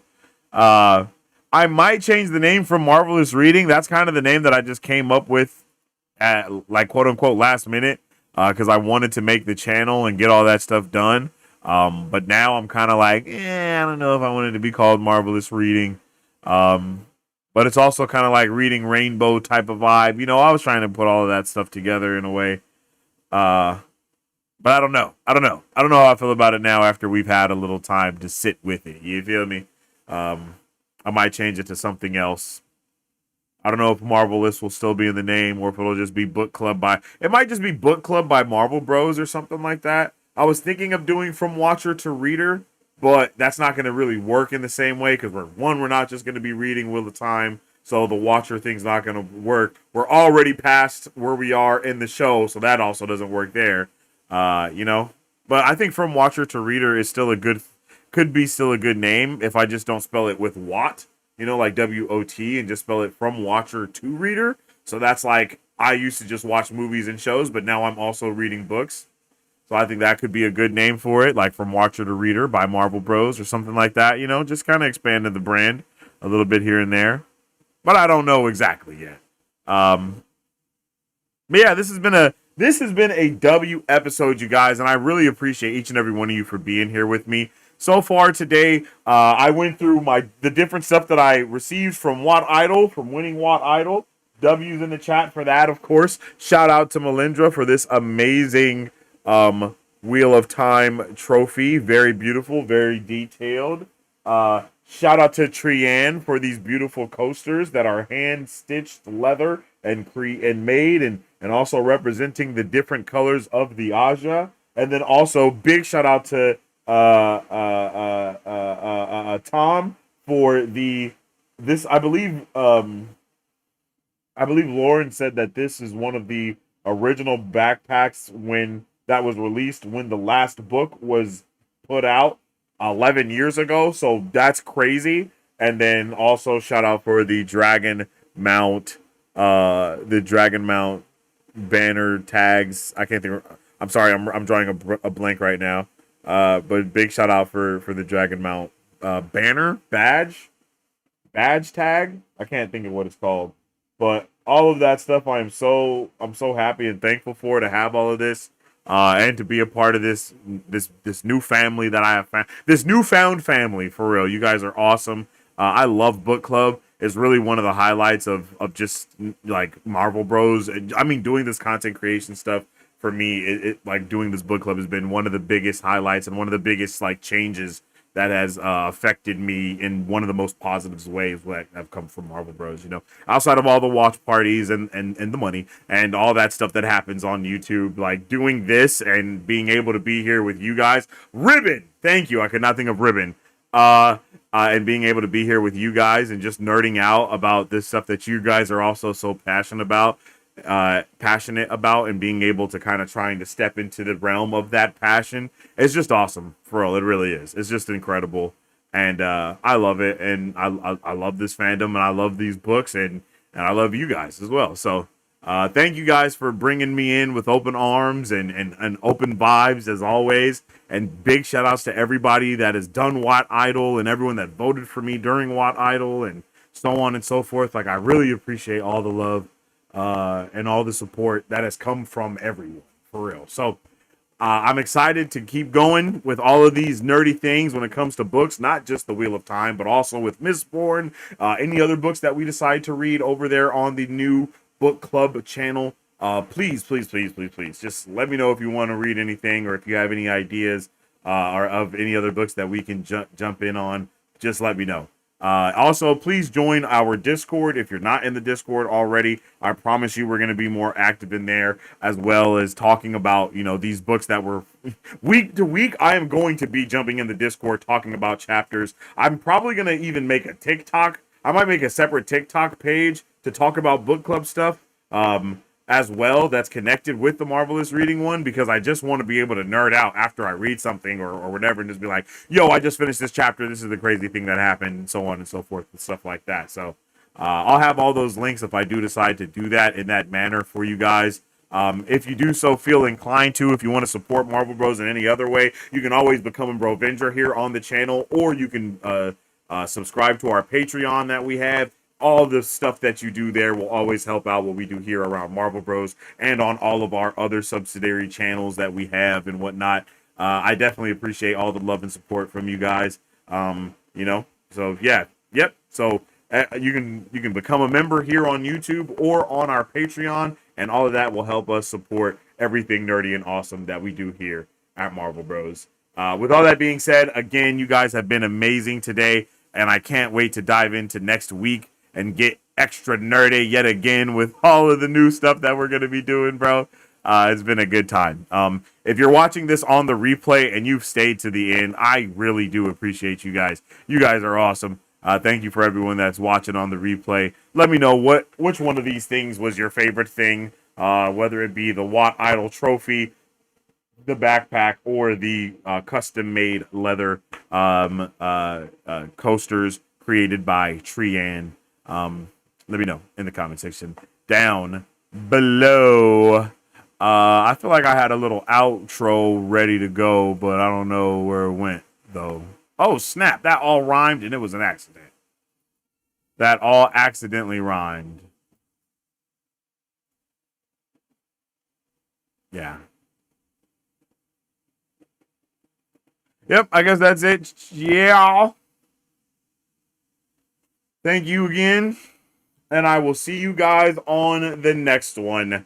With all that being said, stay awesome, stay nerdy, and don't forget to stay marvelous. Excelsior. Sleep well and wake.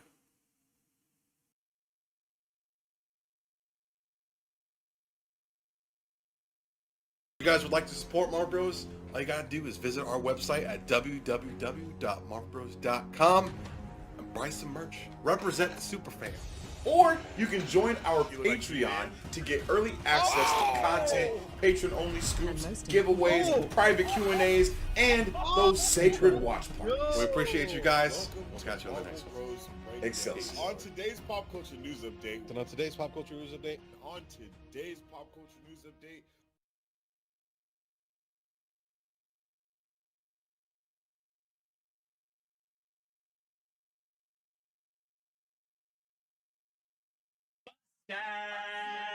Baby, underneath the nose.